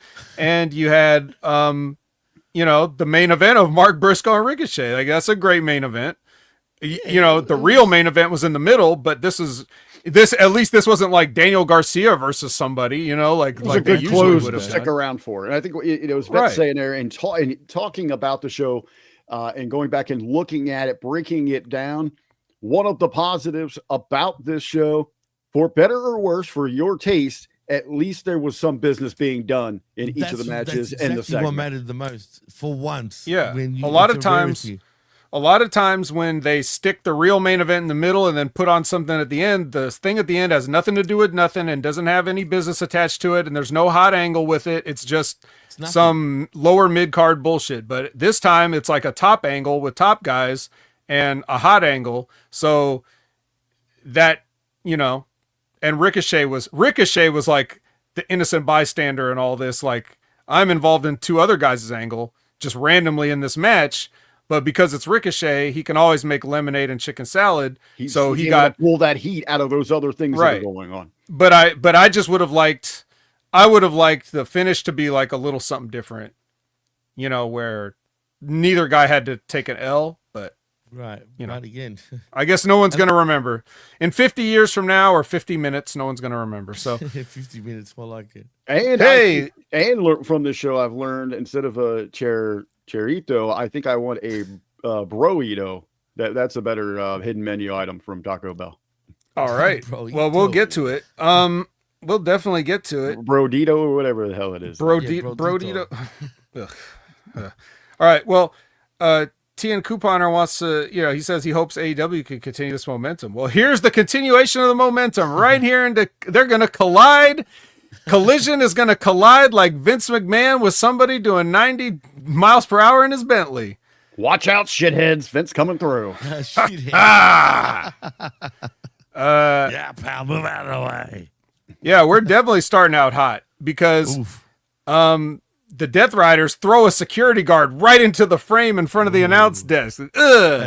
This is Lance Archer's gimmick. We're doing it now. Then Mox gets in there. He's like, "Get out of here, Darby. I know you're here." And then he shows up in the castle balcony, and then like Rapunzel, and then he's like he disappears back into the darkness, and then the Death Riders go after him, hunting him down. We'll see more of that later. We get a recap of the previous night's title match, because damn well if you tune in for Collision, you probably missed Dynamite, so there's no way you could have seen this. So let's give him a recap of that. And then we get Brodito, which actually the graphic and actually the name of these guys, I guess it was just a layup. Most of the time when I give people a gimmick funny name to entertain you guys, they don't go with it. But this time, apparently they actually did, because I've been calling them this since they first. They did it twice, actually, with you. With what you called the other one was with what do you call it? Scorpio Sky's team. Yeah, I didn't name Remember what them. they called? Yeah, you did. Skyflight. We're saying what can we call them? And you came up with that name and blah blah blah. And the next you know it, they're actually using that. Yeah, I don't remember, but I'll just take your word for it that I am a genius. It was a couple of weeks ago. If anyone listens back to it, we're just speaking balling names, and then that was one of the tapes. Check the tapes, exactly. So Brodito versus GOA. I noticed in this match that Toa has new trunks and he's wearing boots now, and he looks really good. He's lost weight, like he's slimmed down quite a bit. So he's looking lean. He looks like very, like even more, like him and Bishop are like, they're looking similar, like a tag team. So they got a good look going. That's kind of what you were probably alluding to, right, Jimmy? Because on Dynamite they were more or less in like just street clothes, but here they had the new gear and the new look, and Toa's noticeably slimmer. He way more slimmer, man. He looks amazing actually right now, but both of them do, and I just like their new look per se. Like it works for them. But what worries me, I just hope they don't get wasted like they have been for the last 3 years. At the very least. Well, if there's going to start any momentum, it ain't going to be here, because Brody monkey flips Bandito into some rotating splash gimmick for what was actually a nice ending to a flat comeback. It was very like when they tagged Brody Lee in, like this match like took a nap. Like it was just like, ugh. Really everything sucked. Everything was slow. Everything was boring. It was just very blah. And then the move they did to win was good, but everything up to that, and the fact that they fucking beat GOA again. I know, that's the problem though, and that's what worries me, man. How do you not look at these guys and not want to actually push them a little bit, man? That's what I don't understand. I don't know, but Tony's been doing it for years. And I agree with the guys here. I remember when the first time I saw these guys, I was like, holy shit, we've got something here. And then immediately after like 3 or 4 times of seeing them, it's like, all right, you can dismiss this because they're not going anywhere. They're just going to be big, big meaty men who are putting over moveset guys. That was that early impression. Let me ask you this, Vet. Obviously, it would have been very nice. We've got this group with them. They're supposed to have this new attitude, this new flavor to go out there, get a win. Is it just an issue? They shouldn't have been involved in this Eliminator tournament, because there is the science of the tournament. We're looking at the bracketology about matching up babies and heels and looking at wins to go into different rounds. Because this is the side of the bracket, right, where they're getting – who are they getting? I'm the wrong person to ask. Are they coming out of the bottom? They got FTR, or are they going to get the Bucks here? So, I mean, it could have been just bad placement. I mean, if you're not going to have these guys run through this thing, why have them be feeder for just maybe something another story you're trying to tell? I don't know. It's confusing. There's only so much you can do with you have all these tag teams and you have a short tournament. So how did the tag teams that they chose get chosen? How did you qualify? Like where was the committee that decided who to include and who not to include? I'm convinced they just literally picked straws or some shit. All right. Brodito is going to get they actually get the Young Bucks. Okay. All right. I don't really care. So, but I mean, there is the science of these brackets. Mm-hmm. If you want to call it that. Science. But as you're putting them together, so why include the GOA? They're not getting anything out of this. I don't know. It's a damned if you do, damned if you don't. I mean, if anybody cared, they would ask, well, why didn't you include GOA? But nobody cares, so no one would ask. But if you put them in, then you just got to lose unless you're having them plan on winning the whole thing. But if they go on and win the whole thing, they already lost to the Hurt Syndicate. They did that already. Right. You've already wasted the Gates of Agony on a Hurt Syndicate title shot match. So to have them win it, you would just be doing repeat business at best. And if you wanted to make it to where, oh, now these guys can beat the Hurt Syndicate, well, what's different now? Like Toa Leone is 15 pounds lighter, so they're going to get it done. He's 15 pounds lighter in boots. No more bare feet, so now he can beat him. I don't think that makes up for the weight loss. The boots. Right, yeah. The boots are a couple pounds, so, yeah, I don't know, man. I don't. There's no answers to these questions, Rick. I'm sorry. It's just everything's just kind of like, That. The less questions you ask, Rick, the better it is. Believe me. Yeah, I want to do more, but like, I can't make sense out of what a lot of these companies are doing, not just AEW. Lexi is with Don and Lance Archer. Shane Taylor comes in. He's like, "Hey, what about my money?" And Don is like, "Hey, if you deal with Skyflight for me, I'll get you your money," or some shit. Whatever. That's a paraphrase. We got to move on. Recap of the drama from last night with MJF and Briscoe. Okay. Lexi's with Paragon. Kyle O'Reilly is trying to sell. What the hell, man? He's trying to sell Roderick Strong on the conglomeration. Like, look, we're not going to have the Paragon is no more. We got to think about joining the conglomeration. And he's telling him how good it is and how everybody's cool. And you got Willow there. Man. Yeah. Willow's there. Hologram's there. Ishii's there. They're all like, just standing there. Yeah, we're here. Like, don't you, what's the matter with us, Roderick Strong? Don't you like us? Why don't you want to join? So, he'll just take some more convincing. What am I missing with Kyle O'Reilly, man? What's he doing? Talking to himself now? Is that what the deal is? He's trying to be entertaining, Jimmy. He's doing his best. Could have missed me. I mean, okay. Yeah. That's very entertaining. I told you years ago, I said Kyle O'Reilly is secretly the most entertaining member of the Undisputed Era. And look where we're at. Cole's finished. You now, Vet. Fish is gone. Roderick Strong's still there, just yelling people's first names. And Kyle O'Reilly is the one with the personality and still has a job. So here he is. He's outlasted them all. And he's trying to, they're giving him this and he's doing his best. That's what being a pro wrestler is all about. Can't hate him. Where are we at here?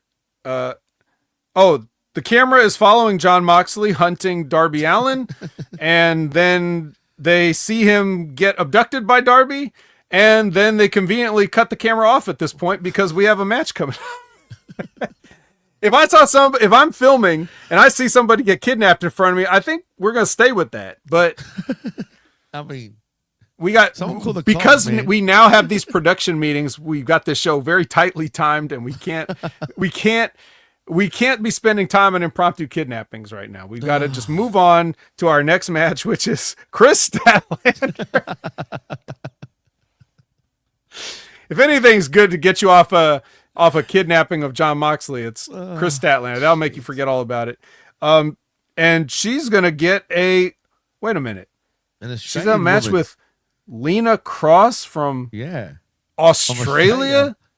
Jimmy, you hate this woman then, right?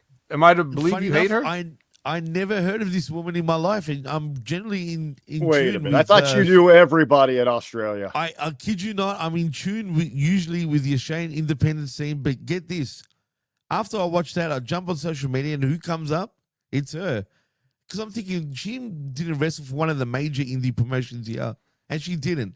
She's from Perth, and she was wrestling for a indie promotion that I've never heard of called Newcastle Pro Wrestling, which is basically country New South Wales outside of Sydney. No one cares about this promotion. It doesn't do anything. Well, I'm sure someone cares about it. I'm sure someone does, but no shit. You don't hear about it at all. So I don't know where Tony saw her, but you know what? She seemed decent. I mean, she looked all right for like a second. She got a couple of her moves in, and then she got destroyed. Yeah, I mean, she's tall. Obviously, she has tremendous value if you're going to cut away from an abduction. Well, the level of importance to get to her match is there. Tremendous talent, obviously. And that's why Tony and TK has that keen eye globally to go find those talents in your backyard that you missed out on, Jimmy. I mean, he's going into the country towns for talent at this point. I mean, that's where she comes from. No shit. Like country town in Shit Creek, Australia. That's where they plucked it from, man. For real. Well, good job. Good job finding her. I mean, you backed the wrong horse, though, because Statlander wrapped her up in a submission I've never seen in my life before in like 10 seconds. And I've watched Zack Sabre Jr. wrestle 500 times, and I've never seen anything like this. So anyway, she beats her with that, and then she's going back up the ramp, and then Willow Nightingale's coming out because we don't have any time to waste. Don't ask about Jon Moxley either. We got Willow's match now. Willow's got to come out. This is her big match against Tekla that she went and politicked to get. And Tekla comes out with the triangle. And they have a match, and I didn't really care or watch, but Rick, you said you like this, so I'll throw it to you. I am a Willow fan. I'm a Willow warrior, or what am I there? What is her? Willow's Willow. I have no idea what her fan base is called. What'd she say? Conglomeration. Yesterday? She's in the conglomeration. No, of hexagon of what? Oh, trapezoid of grapazoid. Yeah, okay. I'm down with it. I'm in with it. Hey, whatever she's on, I'm going to support her here. I have a lot of fun with her. I think there's some money on her, so I'm down with the Willow. Yeah, I'm a fan of hers. I don't mind her at all, to be fair. But well, Tekla's down with the Willow too. She throws her down on the mat and stomps her face and wins. So we got a lot going on here, right? So we've got this triangle of terror. What the hell is this thing happening? They've right. They should employ that on the air when they're talking about them. They've got their secret deadly alliance here with Megan Bain and Penelope. Janela's sloppy seconds and current girlfriend. I mean, is that weird? God damn. That they would put them together. Anyone like hooking up with Bain after that, she's still so gorgeous. I mean, it's so almost it wouldn't blows be my able to mind, resist it, but it's like eating out of the fucking garbage. After someone that's been with Janela, it's just it's like deep in the garbage. Deep in the garbage. Yeah, not like the eclair gently on top with the unbitten side, hovering like an angel above the rim. Of course I knew she took a bite of it. I gave her a kiss. It's eating out of all right, but let me ask you guys. So we got all these women like that are we're getting armies. We're building our militias. Are we setting up for one of those stupid stadium matches for the women? Probably. I feel like we've already seen it, with different variations on these ones. But I don't know, man. It's like, so we didn't really talk about this part, but just to clarify for the record, after Tekla wins, the rest of the triangle comes in and they all start kicking the shit out of Willow. That's what has Megalope comes down, and then you're like, okay, what are they going to do? And then they start kicking the shit. It's comedic almost, with the timing of it, the way they just go in there and everybody's like, what's going to happen now? And then they just start kicking her. Everybody kicking the chubby kid. Yeah. So then Queen Aminata has a chair and TJ has a pipe and a board, and they all come in and talk about fear. Yeah, they run everybody off. So God.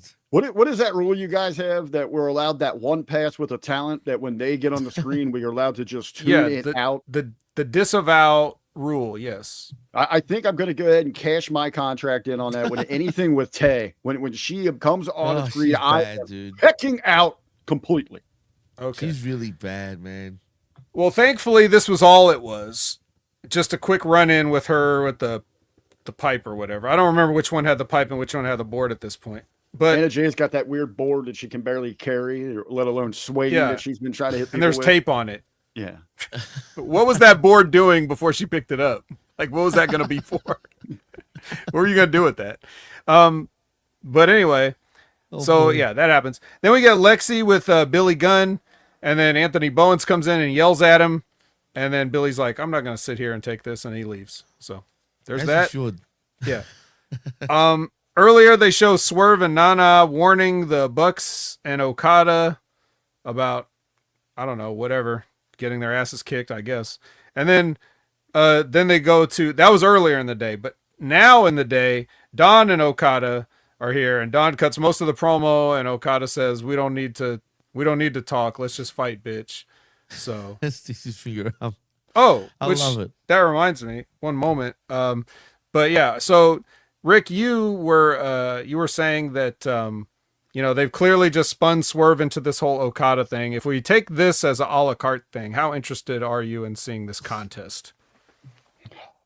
A la carte, I got to be honest with you. There is not a whole lot of intrigue here for me because I mean, it just kind of comes out of nowhere. Obviously, this is A la carte, damn it, Rick. Come on. I don't know. Can I get some side of gravy with it? I don't know what can spice this up. Can add some extra flavor to it for me? Oh well, I mean that's a good point, and it did. Oh, there we go. That's nice. Very nice. You showed Bitch. this before, but I like it again. Bitch. Bitch. Huh? What do you think? Does it Exclusive. come with his new theme song, by the way? Yes. He's got a string that you pull in the back, and I don't want to do it right now because I don't want to wear out the battery. But just trust me. My sources trust me, bro. Bitch. Fucking hell. That's good. I That's nice. still long for the days of tourist Okada when he was going to the me baseball too. games The and balloons things like that. Yes. Oh, when he used to post online with his captain's hat and all that. Are you talking about? I remember him at the baseball games and all of that, having a good He was time. going He was everywhere, taking in dude, you're the right. American culture before he made those big Tony Khan dollars and He became loves In-N-Out Burger. I don't know if you guys know that. And he's a real accomplished chef apparently in Japan. He's actually a good cook for real though. Okay, we're learning. all right. I'm learning. Yeah. That's actually the truth. I'm not lying. I'm not just saying that. It's I actually didn't true. say you were. I just didn't know. I want to accuse you of anything. Here's something I could accuse somebody for. Daniel Garcia's on commentary for this next match. That sounds like a good booking decision. It's Better, FTR versus the Bangs with Card Blade and Colton Board. Oh, nice. I like that. The Tree is watching on the monitor backstage, Learning Tree, Bill and Big Business Bad Apple Bounty Hunter Brian Bekeith. And so they tried the same finish that they won with last time with the crutch roll up or whatever, but this time they actually win with the just regular O'Connor roll up with the trunks pull. Yeah, and again, it was good. I was happy that they won because I like the Bang Bang Gang actually. Vet. No. The Bang Bang Gang did not win. I was going to say. Oh yeah, of course. No, of course they did. Yeah, with the tights. You're right. I don't care about these guys, man. Now I'm Screw starting them. to question that whole good cook thing that you just told us about. Yeah. I don't No. know what's going Come here on. this He's a good review. cook. He's a good cook. I was arguing with at this point with Dax, so I'm half paying attention to the match. But it doesn't matter. Screw Dax. I don't care. It's like I don't care about him. You can go and eat it. You know what? Go eat a Big fat one. not accomplished meal that Okada didn't cook, you fat fuck. Yeah. Take that. Yes. He loves but anyway, yeah, You they got won. so much heat with Jimmy T that we are erasing your Eliminator tournament win, and this one goes to the Bang Bang Gang. No, I actually do remember the roll up with the tights pulled. But again, you know when you glaze, you just watch it and nothing's really happening. It was one of those moments. Power of the social media. I was looking at my phone, obviously, Do for you other guys reasons, like and I was this setting pairing up of for the Bang show. Bang Gang? Sorry? No. Did you guys like it? Okay. Doesn't matter. No, doesn't matter. What? You don't like the Bang Bang Gang? I don't like this. I don't particularly care about whether Juice Robinson and Austin are a team. You know what? They don't have a choice. They don't have anybody else in the group, so they're the only two that can be a team. Well, it's Well, like these the, were kind of it's similar like the defunct personalities. version, though, because you're used to having just the two Gun Brothers, and then you have Switchblade and Juice, and now we've got the combined kind of thing of it. Yeah, if they had Interesting. if they had at any point ever in time given you the sort of like Freebird rotation feeling where any two of these guys are a threat together at any time, then that's one thing, but they've never done that. Like you said, it's always been this team and this team, Right. and it's just a faction, which, is that really a faction? I've always liked the idea of, anybody can be, an effective team when you've got a group of multiple people. That's what makes the conglomeration so great. And that's why Roderick Strong should really, really consider just setting the Paragon aside forever and just getting conglomerated. One of us. One of us. He can have his dream. He can have his dream of a mixed trio. You could have Roderick Strong, Tomohiro Ishii, and Willow Nightingale. Like, that's the ultimate team. He's not even considering that. He's just very selfish right now, and I don't understand why he's being like this. Talk about wrestle dream. Yes. What are we going to do? Working our way up to that, and we're not even. All right. Anyway, so whoa, slow down for a second. I wanted to ask you quickly, what's happening with Jay White? Shouldn't he be like injured free at this point? Shouldn't he be ready to come back?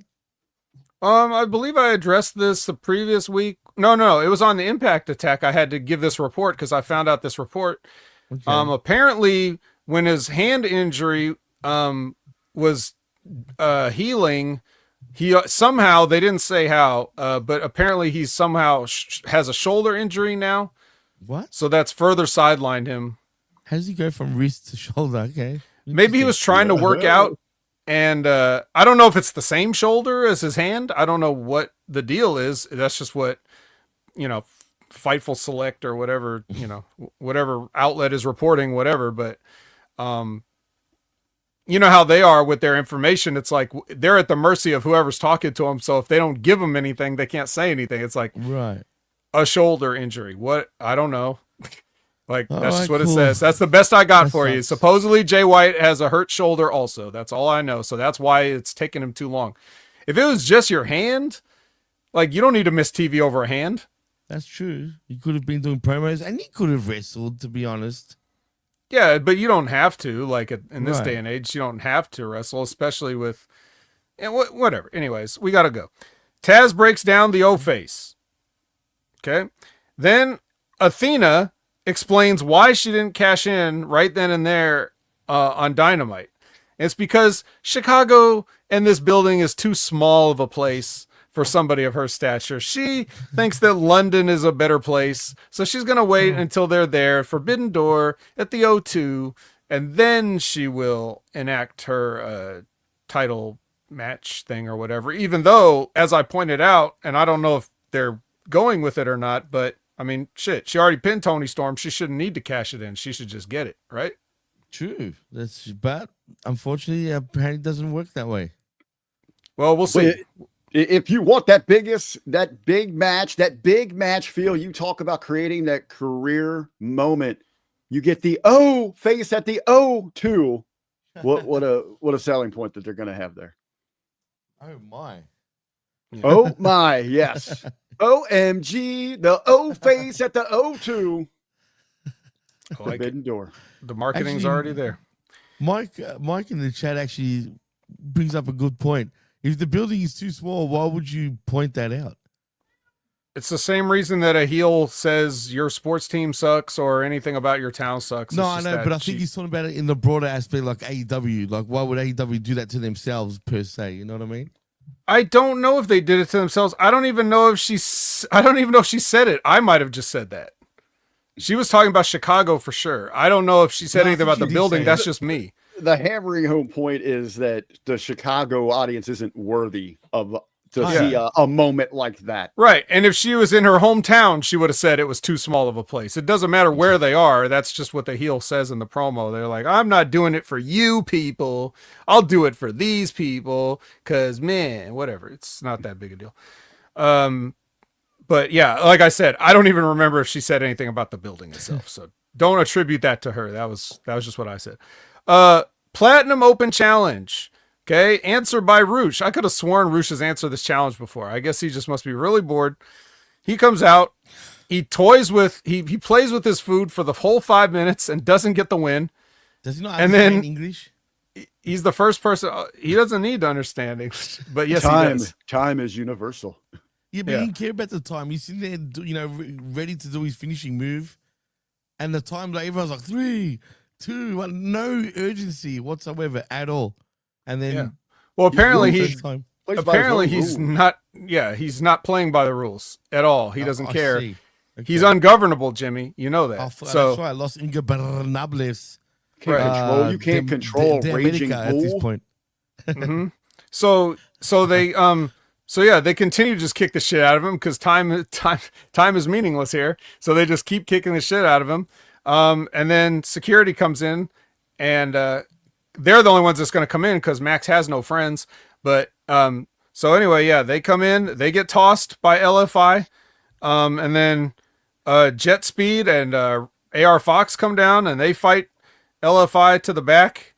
And now everybody's gone, and Max is just laying there beaten in the ring, and he weakly raises his hand like, "Yes, I won." Because that's the first time, I believe. I know. That's right. The other time, where Bruce survived. He survived 5 with the bizarre. best wrestler alive. It's starting to get over, sort of. Where are we going now with Max, though, guys? Do they even Next, know? he They might probably pin a don't. guy. Who knows? Yeah, exactly. Who knows? That's all that matters. Yeah. It's literally about a who knows. All right. So,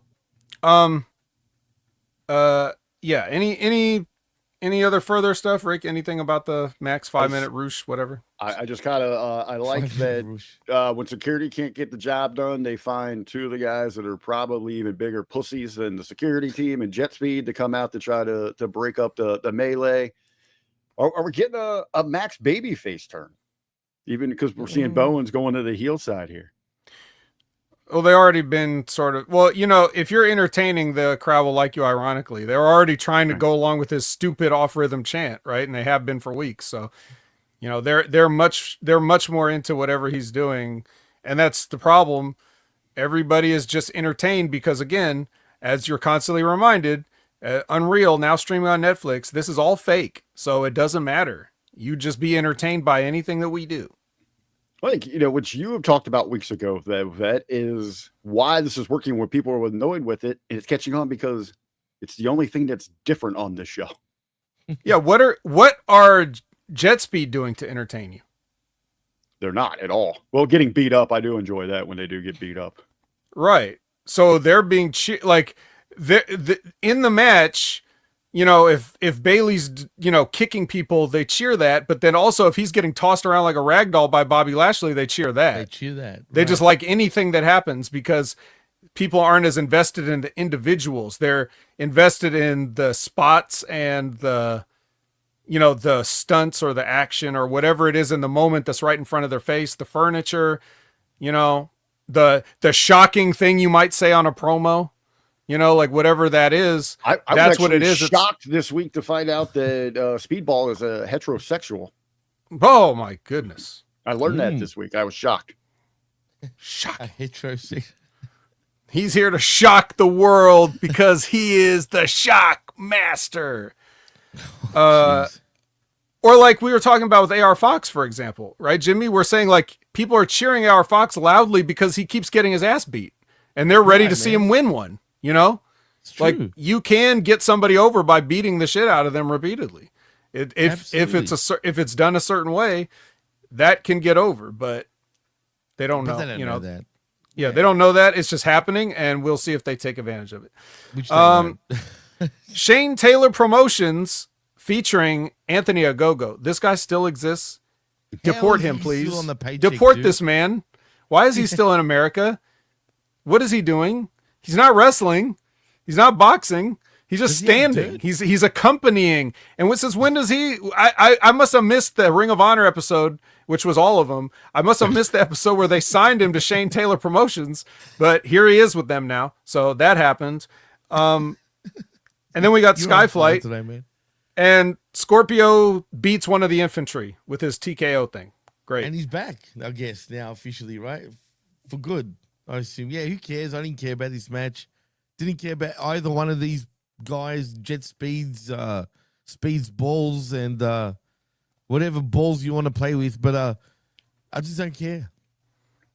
Rick, do you care? I think you did a great job breaking down the segment. All right. Well, this is the most exciting part. So Darby is about to kill Jon Moxley.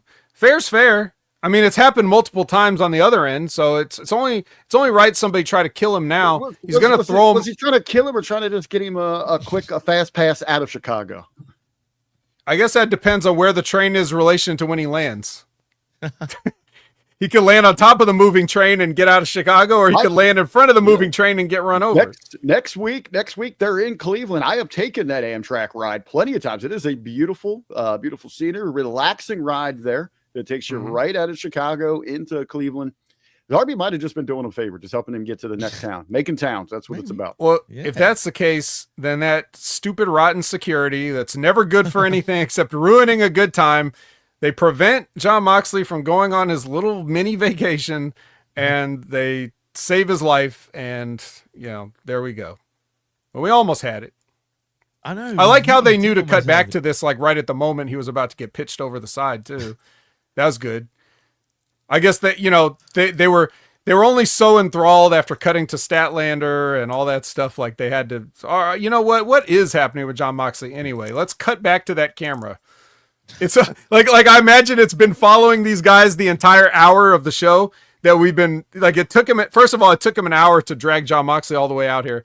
Then you got the camera and in like the truck, how you could see all the camera feeds so that you know which camera to switch to. Right. Like which one to hit, which one to hit the red light on. Yeah. And it's like, oh, Darby's finally taking Jon Moxley to the train tracks. All right, go to that camera now. Took him long enough, Well, he must have been running out of bottles of ether or something. A picture in picture that's just AEW security cam. So we can just see, that the security team was in full pursuit to be at this location in full force. Bad boys, what you got to do to save him here? You know what Darby's starting to remind me of? I don't know if you guys have heard of this paranormal creature called Mothman. Have you guys heard of Mothman? Look it up, Mothman. Mothman or Muffman? No. You can't understand with your accent. What was that? Wasn't Darby on the show where he said he got stung by bees having sex or whatever? Yes, what was that? Yeah. No, I am familiar with the legend of Mothman. Yes. That's what I'm talking about, from Virginia. West Virginia. Well, yeah, exactly. West Virginia. Yeah, everybody knows what the Mothman is, Jimmy. I know. Well, I'm saying and they will be next week Collision in West Virginia. Oh shit, you're right. Jimmy, you might have opened up the case here, brother. You're spot on. How's that for a coincidence? But I'm just saying, he's starting to remind me of Mothman. He's like this mysterious sort of creature at this point, Vet. I see. Well, you don't want to. Sting already did the crow thing, so he's got to he's got to do something a little different.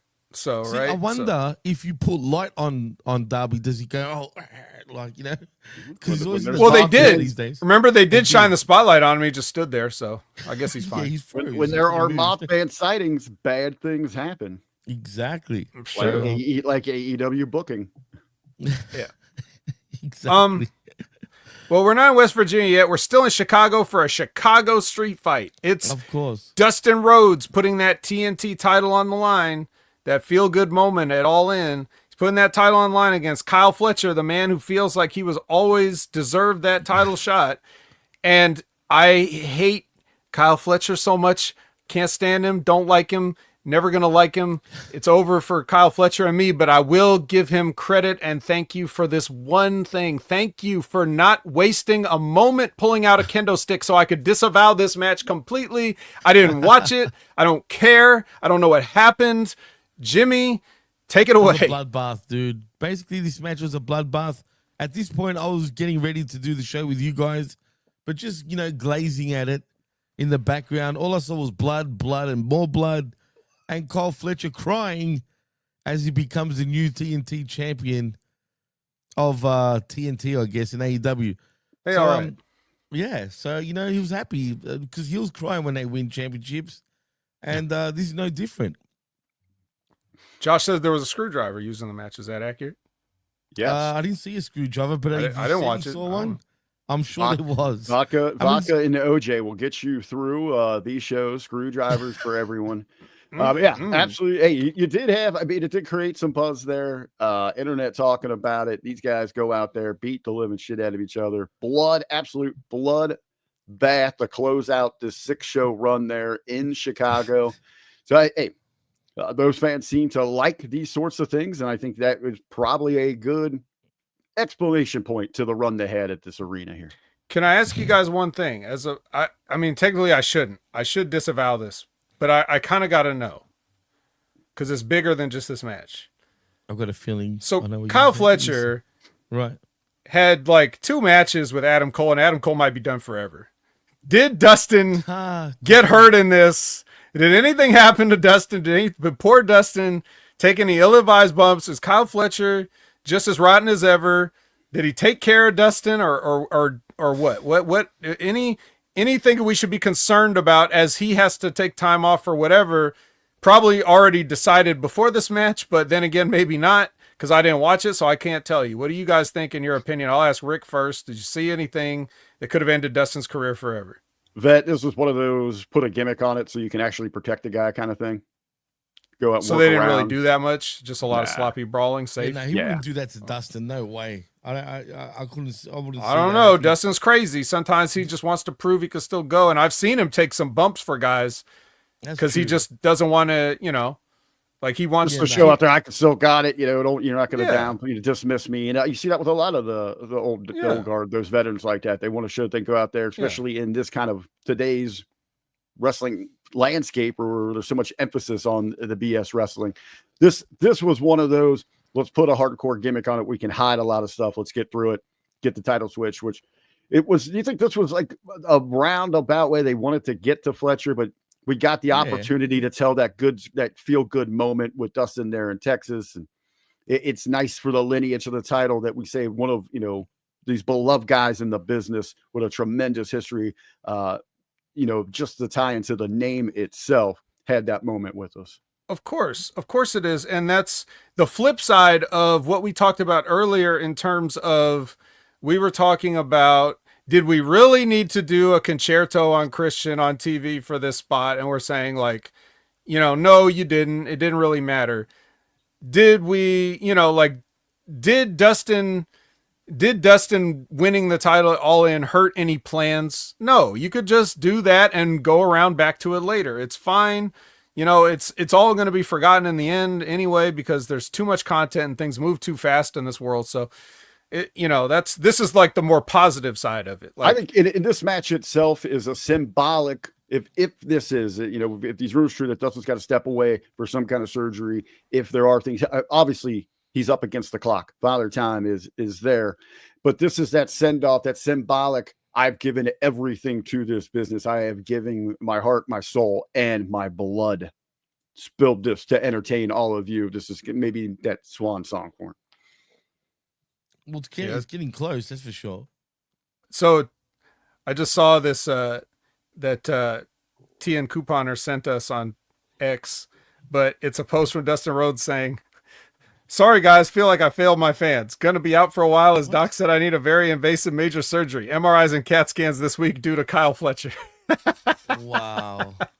So I like that he's like working that in, keeping into it. You're doing the opposite of unreal. You are working it. I like it. Thank you, Dustin. And hopefully the company is smart enough now that when Fletcher gets these types of wins like this, that you have people disappearing a little bit and play into that they're being checked out medically or something like that. Yeah, this is what we want. Right, but this is what we want. We know what it is, but this is what we want. We want you to pretend. We want you to play along. We don't want Thanos to stare down Iron Man and say, "Listen, Robert, I know who you really are." Like, we don't want that. We want him to be Tony Stark.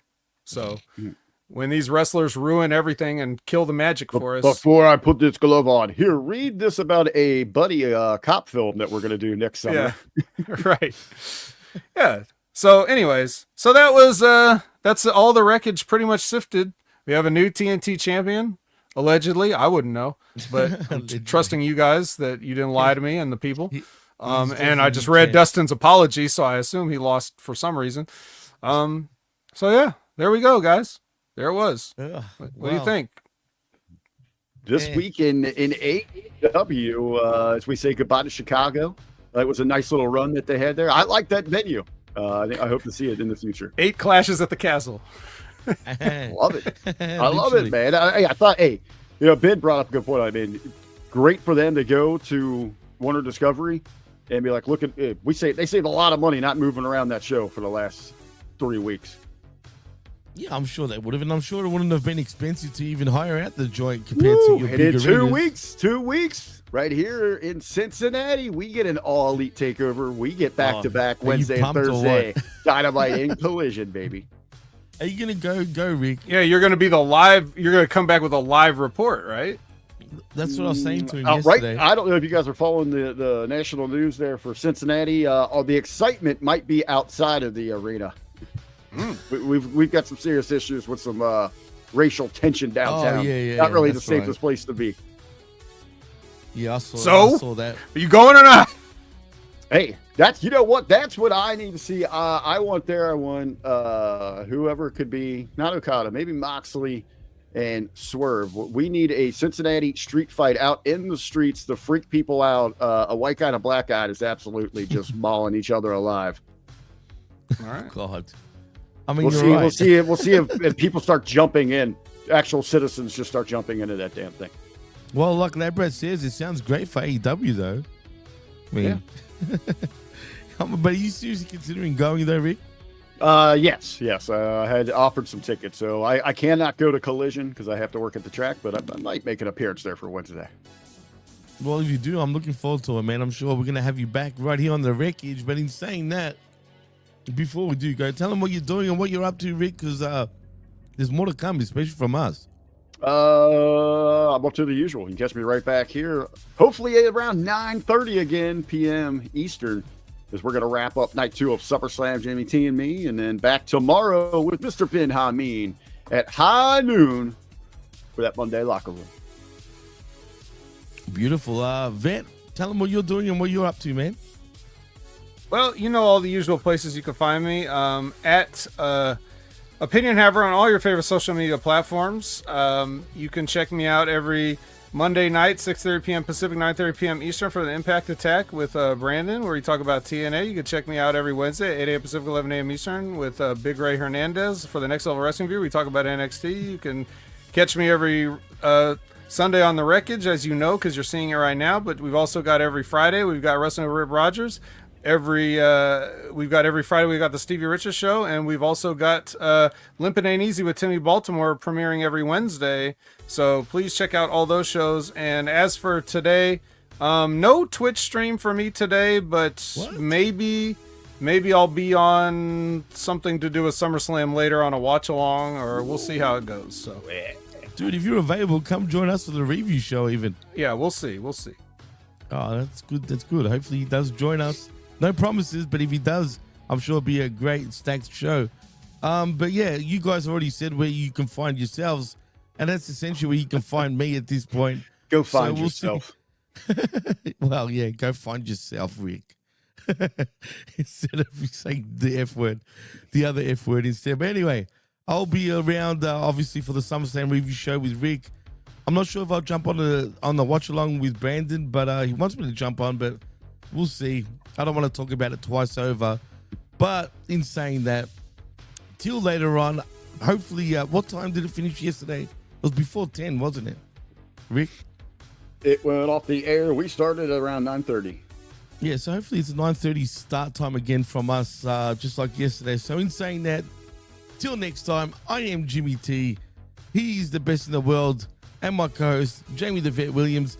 And of course, my other co-host, it is R to the B to the V.